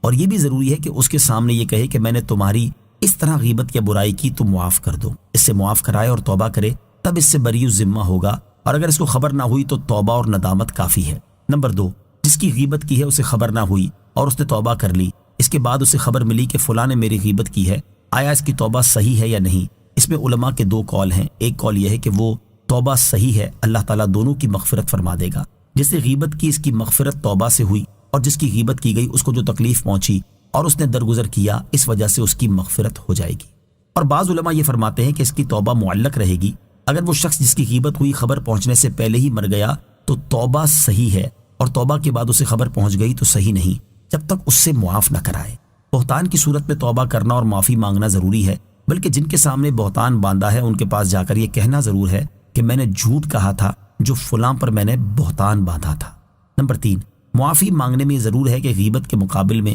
اس کی ثنائے حسن یعنی اچھی تعریف کرے، اور اس کے ساتھ اظہار محبت کرے کہ اس کے دل سے یہ بات جاتی رہے۔ اور فرض کرو اس نے زبان سے معاف کر دیا مگر اس کا دل اس سے خوش نہ ہوا، تو اس کا معافی مانگنا اور اظہار محبت کرنا غیبت کی برائی کے مقابل ہو جائے گا اور آخرت میں مواخذہ نہ ہوگا۔ نمبر 4، اس نے معافی مانگی اور اس نے معاف کر دیا، مگر اس نے سچائی اور خلوص دل سے معافی نہیں مانگی تھی، محض ظاہری اور نمائشی یہ معافی تھی، تو ہو سکتا ہے کہ آخرت میں مواخذہ ہو، کیونکہ اس نے یہ سمجھ کر معاف کیا تھا کہ یہ خلوص کے ساتھ معافی مانگ رہا ہے۔ نمبر 5، امام غزالی رحمۃ اللہ تعالی یہ فرماتے ہیں کہ جس کی غیبت کی وہ مر گیا یا کہیں غائب ہو گیا، اس سے کیوں کر معافی مانگے؟ یہ معاملہ بہت دشوار ہو گیا، اس کو چاہیے کہ نیک کام کی کثرت کرے، تاکہ اگر اس کی نیکیاں غیبت کے بدلے میں اسے دے دی جائیں جب بھی اس کے پاس نیکیاں باقی رہ جائیں۔ نوٹ: غیبت سے متعلق مزید شرعی مسائل جاننے کے لیے بہار شریعت جلد 3 صفحہ 532 تا 539 کا مطالعہ فرمائیں۔ یا ایہا الناس انا خلقناکم من ذکر وانثی وجعلناکم شعوبا وقبائل لتعارفوا ان اکرمکم عند اللہ اتقاکم ان اللہ علیم خبیر۔ ترجمہ: اے لوگو، ہم نے تمہیں ایک مرد اور ایک عورت سے پیدا کیا اور تمہیں قومیں اور قبیلے بنایا تاکہ تم آپس میں پہچان رکھو۔ بے شک اللہ کے یہاں تم میں زیادہ عزت والا وہ ہے جو تم میں زیادہ پرہیزگار ہے۔ بے شک اللہ جاننے والا خبردار ہے۔ یا ایھا الناس انا خلقناکم من ذکر وانثی،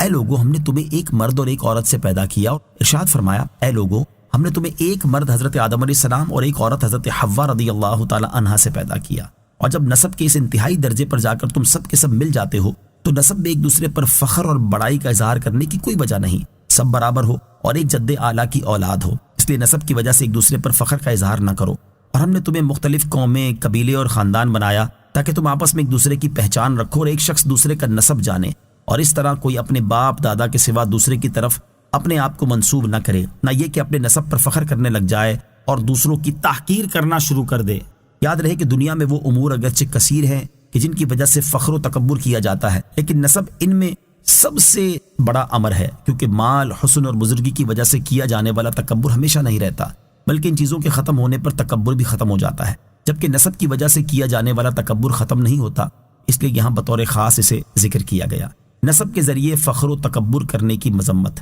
فخر و تکبر کے اسباب میں سے ایک اہم سبب اپنے نسب کے ذریعے دوسروں پر تکبر کرنا ہے۔ اس کے بارے میں امام محمد غزالی رحمۃ اللہ تعالی فرماتے ہیں، جس آدمی کا نسب اچھا ہو وہ دوسرے نسب والوں کو حقیر جانتا ہے، اور بعض لوگ حسب و نسب کے ذریعے اس طرح تکبر کرتے ہیں کہ گویا دوسرے لوگ ان کی ملکیت میں اور ان کے غلام ہیں، وہ ان سے میل جول کرنے اور ان کے پاس بیٹھنے سے نفرت کرتے ہیں، اور اس کا نتیجہ ان کی زبان پر یوں آتا ہے کہ تکبر کرتے ہوئے دوسروں کو گھٹیا قسم کے الفاظ سے پکارتے ہوئے کہتے ہیں، تم کون ہو؟ تمہارا باپ کون ہے؟ میں فلاں کا بیٹا فلاں ہوں، تمہیں مجھ سے بات کرنے یا میری طرف دیکھنے کا کیا حق ہے؟ تو مجھ جیسے لوگوں سے بات کرتا ہے اور مجھ سے اس قسم کی گفتگو کرتا ہے وغیرہ۔ یہ ایک ایسی پوشیدہ رگ ہے کہ کوئی بھی نسب والا اس سے خالی نہیں ہوتا، اگرچہ وہ نیک اور باعمل ہو، لیکن بعض اوقات حالت اعتدال پر ہونے کی صورت میں یہ بات ظاہر نہیں ہوتی، اور جب اس پر غصے کا غلبہ ہو تو وہ اس کے نور بصیرت کو بجھا دیتا ہے اور اس قسم کی گفتگو اس کی زبان پر آ جاتی ہے۔ حضرت ابو ذر غفاری رضی اللہ تعالیٰ عنہ فرماتے ہیں، نبی اکرم صلی اللہ تعالیٰ علیہ وسلم کی موجودگی میں ایک شخص سے میری تکرار ہو گئی، تو میں نے کہا اے کالی عورت کے بیٹے، تو نبی کریم علیہ الصلوۃ والسلام نے ارشاد فرمایا، اے ابو ذر، سا پورا نہیں بھرا جاتا، سفید عورت کے بیٹے کو سیاہ عورت کے بیٹے پر کوئی فضیلت نہیں۔ حضرت ابو ذر رضی اللہ تعالیٰ عنہ فرماتے میں لیٹ گیا اور اس شخص سے کہا اٹھو اور میرے رخسار کو پامال کر دو۔ تو دیکھیے کس طرح نبی کریم علیہ الصلوۃ والسلام نے انہیں تنبیہ فرمائی جب انہوں نے سفید خاتون کا بیٹا ہونے کی وجہ سے اپنے آپ کو افضل سمجھا، اور یہ بات خطا اور نادانی ہے، اور دیکھیے کہ انہوں نے کس طرح توبہ کی اور اپنے آپ سے تکبر کے درخت کو اس شخص کے تلوے کے ذریعے جڑ سے اکھاڑ پھینکا جس کے مقابلے میں تکبر کیا گیا تھا، کیونکہ آپ کو معلوم ہو گیا تھا کہ تکبر کو صرف عاجزی کے ذریعے ختم کیا جا سکتا ہے۔ اسی سلسلے میں مروی ہے کہ نبی اکرم صلی اللہ تعالی علیہ وسلم کی موجودگی میں دو آدمیوں نے ایک دوسرے پر فخر کا اظہار کیا۔ ایک نے کہا میں فلاں کا بیٹا فلاں ہوں، تم کون ہو؟ تمہاری تو ماں ہی نہیں۔ اس پر حضور اقدس علیہ الصلوۃ والسلام نے ارشاد فرمایا، حضرت موسیٰ علیہ الصلوۃ والسلام کے سامنے دو آدمیوں نے ایک دوسرے پر فخر کیا، ان میں سے ایک نے کہا میں فلاں کا بیٹا فلاں ہوں، اس طرح وہ 9 پشتے شمار کر گیا اور کہا تیری تو ماں ہی نہیں ہے۔ اللہ تعالیٰ نے حضرت موسیٰ علیہ الصلوۃ والسلام کی طرف وحی بھیجی کہ جس نے فخر کا اظہار کیا ہے اس سے فرما دیجئے وہ 9 کی 9 پشتے جہنم میں جائیں گی اور تم ان کے ساتھ 10ویں ہوگے۔ نبی اکرم علیہ الصلوۃ والسلام نے ارشاد فرمایا، لوگوں کو اپنے آباء و اجداد پر فخر کرنا چھوڑ دینا چاہیے، وہ جہنم میں کوئلہ بن گئے یا وہ اللہ تعالیٰ کے نزدیک ان کیڑوں سے بھی زیادہ ذلیل ہیں جو اپنے ناک سے گندگی کو دھکیلتے ہیں۔ اللہ تعالیٰ ہمیں اس باطنی بیماری سے محفوظ فرمائے، آمین۔ ان اکرمکم عند اللہ اتقاکم، بے شک اللہ کے یہاں تم میں زیادہ عزت والا وہ ہے جو تم میں زیادہ پرہیزگار ہے۔ آیت کے حصے میں وہ چیز بیان فرمائی جا رہی ہے جو انسان کے لیے شرافت و فضیلت کا سبب ہے اور جس سے اسے اللہ تعالیٰ کی بارگاہ میں عزت حاصل ہوتی ہے۔ چنانچہ ارشاد فرمایا، بے شک اللہ تعالیٰ کی بارگاہ میں تم میں سے زیادہ عزت والا وہ شخص ہے جو تم میں زیادہ پرہیزگار ہے۔ بے شک اللہ تعالیٰ تمہیں جاننے والا اور تمہارے باطن سے خبردار ہے۔ شان نزول، حضور اکرم علیہ الصلوۃ والسلام مدینہ منورہ کے بازار میں تشریف لے گئے، وہاں ملاحظہ فرمایا کہ ایک حبشی غلام یہ کہہ رہا تھا، جو مجھے خریدے اس سے میری یہ شرط ہے کہ مجھے رسول کریم علیہ الصلوۃ والسلام کی اقتداء میں 5 نمازیں ادا کرنے سے منع نہ کرے۔ اس غلام کو ایک شخص نے خرید لیا، پھر وہ غلام بیمار ہو گیا تو سرکار دو عالم صلی اللہ تعالی علیہ وسلم اس کی عیادت کے لیے تشریف لائے، پھر اس کی وفات ہو گئی اور رسول کریم علیہ الصلوۃ والسلام اس کی تدفین میں تشریف لائے۔ اس کے بارے میں لوگوں نے کچھ کہا تو اس پر یہ آیت کریمہ نازل ہوئی۔ عزت اور فضیلت کا مدار پرہیزگاری ہے۔ اس سے معلوم ہوا کہ اللہ تعالیٰ کی بارگاہ میں عزت و فضیلت کا مدار نسب نہیں بلکہ پرہیزگاری ہے۔ لہٰذا ہر مسلمان کو چاہیے کہ وہ نسب پر فخر کرنے سے بچے اور تقوی و پرہیزگاری اختیار کرے تاکہ اللہ تعالیٰ کی بارگاہ میں اسے عزت و فضیلت نصیب ہو۔ ترغیب کے لیے یہاں اس سے متعلق 3 احادیث سماعت کیجیے۔ نمبر 1، حضرت عبداللہ بن عمر رضی اللہ تعالیٰ عنہما فرماتے ہیں فتح مکہ کے دن حضور اقدس صلی اللہ تعالیٰ علیہ وسلم نے خطبہ دیتے ہوئے ارشاد فرمایا، اے لوگو، اللہ تعالیٰ نے تم سے جاہلیت کا غرور اور ایک دوسرے پر خاندانی فخر دور کر دیا ہے، اور اب صرف دو قسم کے لوگ ہیں، نمبر 1 نیک اور متقی شخص جو کہ اللہ تعالیٰ کی بارگاہ میں معزز ہے، نمبر 2 گناہگار اور بدبخت آدمی اللہ تعالیٰ کی بارگاہ میں ذلیل و خوار ہے۔ تمام لوگ حضرت آدم علیہ السلام کی اولاد ہیں، اور حضرت آدم علیہ السلام کو اللہ تعالیٰ نے مٹی سے پیدا کیا ہے۔ اللہ تعالیٰ ارشاد فرماتا ہے، یا ایھا الناس انا خلقناکم من ذکر وانثى وجعلناکم شعوبا وقبائل لتعارفوا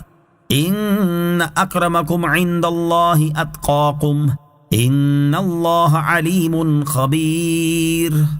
ترجمہ، اے لوگو، ہم نے تمہیں ایک مرد اور ایک عورت سے پیدا کیا اور تمہیں قومیں اور قبیلے بنایا تاکہ تم آپس میں پہچان رکھو، بے شک اللہ کے یہاں تم میں زیادہ عزت والا وہ ہے جو تم میں زیادہ پرہیزگار ہے، بے شک اللہ جاننے والا خبردار ہے۔ نمبر 2 حضرت عدا بن خالد رضی اللہ تعالیٰ عنہ فرماتے ہیں، میں حجت الوداع کے دن نبی کریم علیہ السلام کے ممبر اقدس کے نیچے بیٹھا ہوا تھا، آپ نے اللہ تعالیٰ کی حمد و ثنا کی، پھر فرمایا، بے شک اللہ تعالیٰ فرماتا ہے، یا ایھا الناس انا خلقناکم من ذکر وانثى وجعلناکم شعوبا وقبائل لتعارفوا ان اکرمکم عند اللہ اتقاکم۔ ترجمہ، اے لوگو، ہم نے تمہیں ایک مرد اور ایک عورت سے پیدا کیا اور تمہیں قومیں اور قبیلے بنایا تاکہ تم آپس میں پہچان رکھو، بے شک اللہ کے یہاں تم میں زیادہ عزت والا وہ ہے جو تم میں زیادہ پرہیزگار ہے۔ تو کسی عربی کو عجمی پر کوئی فضیلت حاصل نہیں، اور نہ ہی کسی عجمی کو عربی پر فضیلت حاصل ہے، کسی کالے کو گورے پر کوئی فضیلت حاصل نہیں، اور نہ ہی کسی گورے کو کالے پر فضیلت حاصل ہے، بلکہ فضیلت صرف تقوی و پرہیزگاری سے ہے، تو جو متقی اور پرہیزگار ہے وہ افضل ہے۔ نمبر 3 حضرت علی المرتضیٰ کرم اللہ تعالیٰ وجہ الکریم سے روایت ہے، نبی کریم صلی اللہ تعالیٰ علیہ وسلم نے ارشاد فرمایا، جب قیامت کا دن ہوگا تو بندوں کو اللہ تعالیٰ کے سامنے کھڑا کیا جائے گا، اس حال میں کہ وہ غیر مختون ہوں گے اور ان کی رنگت سیاہ ہوگی، تو اللہ تعالیٰ ارشاد فرمائے گا، اے میرے بندوں، میں نے تمہیں حکم دیا اور تم نے میرے حکم کو ضائع کر دیا، اور تم نے اپنے نسبوں کو بلند کیا اور انہی کے سبب ایک دوسرے پر فخر کرتے رہے، آج کے دن میں تمہارے نسبوں کو حقیر و ذلیل قرار دے رہا ہوں، میں ہی غالب حکمران ہوں، کہاں ہیں متقی لوگ، کہاں ہیں متقی لوگ، بے شک اللہ تعالیٰ کے یہاں تم میں زیادہ عزت والا وہ ہے جو تم میں زیادہ پرہیزگار ہے۔ اللہ تعالیٰ ہمیں نسبی فخر و تکبر سے بچائے اور تقوی و پرہیزگاری اختیار کرنے کی توفیق عطا فرمائے، آمین۔ قالت الأعراب آمنا قل لم تؤمنوا ولكن قولوا أسلمنا ولما يدخل الإيمان في قلوبكم وَإِن تُطِيعُوا اللَّهَ وَرَسُولَهُ لَا يَلِتْكُم مِّنْ أَعْمَالِكُمْ شَيْئًا إِنَّ اللَّهَ غَفُورٌ رَّحِيمٌ۔ ترجمہ، دیہاتیوں نے کہا، ہم ایمان لے آئے، تم فرماؤ تم ایمان تو نہیں لائے، ہاں یوں کہو کہ ہم فرما بردار ہوئے اور ابھی ایمان تمہارے دلوں میں داخل نہیں ہوا، اور اگر تم اللہ اور اس کے رسول کی فرما برداری کرو گے تو تمہارے اعمال سے کچھ کمی نہیں کرے گا، بے شک اللہ بخشنے والا مہربان ہے۔ قالت الاعراب آمنا، دیہاتیوں نے کہا ہم ایمان لے آئے۔ شان نزول، بنو اسد بن خزیمہ کے کچھ لوگ خشک سالی کے زمانے میں رسول کریم علیہ السلام کی خدمت میں حاضر ہوئے اور اسلام کا اظہار کیا۔ ان لوگوں نے مدینے کے راستوں میں گندگی پھیلائی اور ان کی وجہ سے وہاں غلے کے دام بڑھ گئے۔ دوسری طرف صبح و شام رسول کریم علیہ السلام کی خدمت میں آ کر اپنے اسلام لانے کا احسان جتاتے اور کہتے، ہمیں کچھ دیجیے۔ ان کے بارے میں آیت نازل ہوئی اور ارشاد فرمایا گیا، دیہاتیوں نے کہا ہم ایمان لے آئے، اے حبیب علیہ السلام آپ ان سے فرما دیں تم سچے دل سے ایمان تو نہیں لائے، ہاں یوں کہو کہ ہم ظاہری طور پر فرما بردار ہوئے اور ابھی ایمان تمہارے دلوں میں داخل نہیں ہوا، اور اگر تم ظاہری اور باطنی طور پر سچائی اور اخلاص کے ساتھ نفاق کو چھوڑ کر اللہ تعالیٰ اور اس کے رسول کی فرما برداری کرو گے تو اللہ تعالیٰ تمہارے نیک اعمال کے ثواب سے کچھ کمی نہیں کرے گا، بلکہ تمہیں اپنی شان کے لائق جزا دے گا جو تمہارے وہم و گمان سے باہر ہے۔ بے شک اللہ تعالیٰ بندوں کے گناہوں پر پردہ ڈال کر انہیں بخشنے والا اور انہیں توبہ کی ہدایت دے کر ان پر مہربانی فرمانے والا ہے۔ یہاں آیت کی مناسبت سے دو باتیں یاد رہیں، ایک یہ کہ محض زبانی اقرار جس کے ساتھ قلبی تصدیق نہ ہو معتبر نہیں اور اس سے آدمی مومن نہیں ہوتا، دوسری یہ کہ اطاعت و فرما برداری اسلام کے لغوی معنی ہے اور شرعی معنی میں اسلام اور ایمان ایک ہیں، ان میں کوئی فرق نہیں۔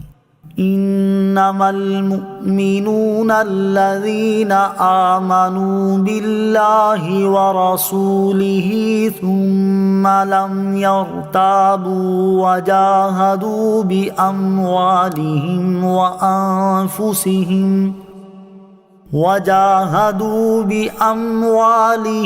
وأنفسهم في سبيل الله اولئک هم الصادقون۔ ترجمہ: ایمان والے تو وہی ہیں جو اللہ اور اس کے رسول پر ایمان لائے، پھر انہوں نے شک نہ کیا اور اپنی جان اور مال سے اللہ کی راہ میں جہاد کیا، وہی سچے ہیں۔ انما المؤمنون الذین آمنوا باللہ ورسولہ، ایمان والے تو وہی ہیں جو اللہ اور اس کے رسول پر ایمان لائے۔ ایمان کا دعویٰ کرنے والے دیہاتیوں سے فرمایا گیا اگر تم ایمان لانا چاہتے ہو تو یاد رکھو کہ ایمان والے تو وہی ہیں جو اللہ تعالیٰ اور اس کے رسول علیہ الصلوۃ والسلام پر ایمان لائے، پھر انہوں نے اپنے دین و ایمان میں شک نہ کیا اور اپنی جان اور مال سے اللہ تعالیٰ کی راہ میں جہاد کیا، اور یہی لوگ ایمان کے دعوے میں سچے ہیں۔ قل اتعلمون اللہ بدینکم واللہ یعلم ما فی السماوات وما فی الارض واللہ بکل شیء علیم۔ ترجمہ: تم فرماؤ کیا تم اللہ کو اپنا دین بتاتے ہو، حالانکہ اللہ جانتا ہے جو کچھ آسمانوں میں اور جو کچھ زمین میں ہے، اور اللہ سب کچھ جانتا ہے۔ قل اتعلمون اللہ بدینکم، تم فرماؤ کیا تم اللہ کو اپنا دین بتاتے ہو۔ شان نزول: جب اس سے پہلے کہ دونوں آیتیں نازل ہوئی تو دیہاتیوں نے قسمیں کھا کر کہا کہ مخلص مومن ہیں، اس پر یہ آیت نازل ہوئی اور سرکار دو عالم علیہ الصلوۃ والسلام کو خطاب فرمایا گیا، اے پیارے حبیب صلی اللہ تعالی علیہ وسلم، آپ ان سے فرما دیں کیا تم اللہ تعالیٰ کو اپنے دین کی خبر دے رہے ہو، حالانکہ جو کچھ آسمانوں اور زمینوں میں موجود ہے اسے اللہ تعالیٰ جانتا ہے اور اس سے کچھ بھی پوشیدہ نہیں ہے، اور اللہ تعالیٰ کی شان یہ ہے کہ وہ سب کچھ جانتا ہے۔ مومن کا ایمان بھی اسے معلوم ہے اور منافق کا نفاق بھی اس کے علم میں ہے، تمہارے بتانے اور خبر دینے کی حاجت نہیں۔ یمنون علیک ان اسلموا قل لا تمنوا علی اسلامکم بل اللہ یمن علیکم ان ہداکم للایمان ان کنتم صادقین۔ ترجمہ: اے محبوب، وہ تم پر احسان جتاتے ہیں کہ وہ مسلمان ہو گئے، تم فرماؤ اپنے اسلام کا احسان مجھ پر نہ رکھو بلکہ اللہ تم پر احسان رکھتا ہے کہ اس نے تمہیں اسلام کی ہدایت دی اگر تم سچے ہو۔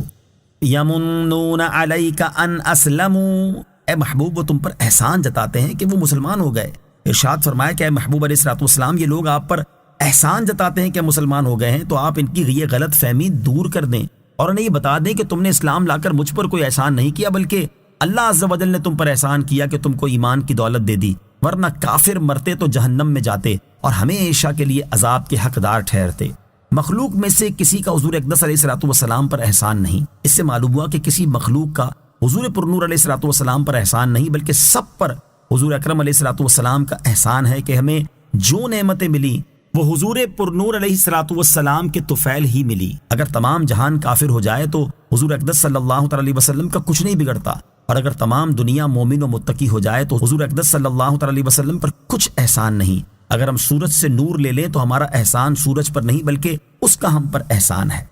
ان اللہ یعلم غیب السماوات والارض واللہ بصیر بما تعملون۔ ترجمہ: بے شک اللہ آسمانوں اور زمین کے سب غیب جانتا ہے اور اللہ تمہارے کام دیکھ رہا ہے۔ ان اللہ یعلم غیب السماوات والارض، بے شک اللہ آسمانوں اور زمین کے سب غیب جانتا ہے، یعنی جو علیم و خبیر تمام آسمانوں کے غیوب جانتا ہے اس پر تمہارے دل کے حالات کیسے چھپ سکتے ہیں؟ اس کی بارگاہ میں اپنا ایمان ظاہر کرنا عبث ہے۔ یاد رہے کہ ہم گناہ گاروں کا یہ عرض کرنا کہ اے اللہ عز و جل ہم گناہ گار ہیں، یا اے مولا ہم تیرے حبیب علیہ الصلوۃ والسلام پر ایمان لائے، یہ اللہ تعالیٰ پر ظاہر کرنے کے لیے نہیں بلکہ اس سے بھیک مانگنے کے لیے ہے۔ لہٰذا یہ آیت ان آیتوں کے خلاف نہیں جن میں اس کے اظہار کا ذکر ہے۔ آمنت باللہ صدق اللہ العظیم۔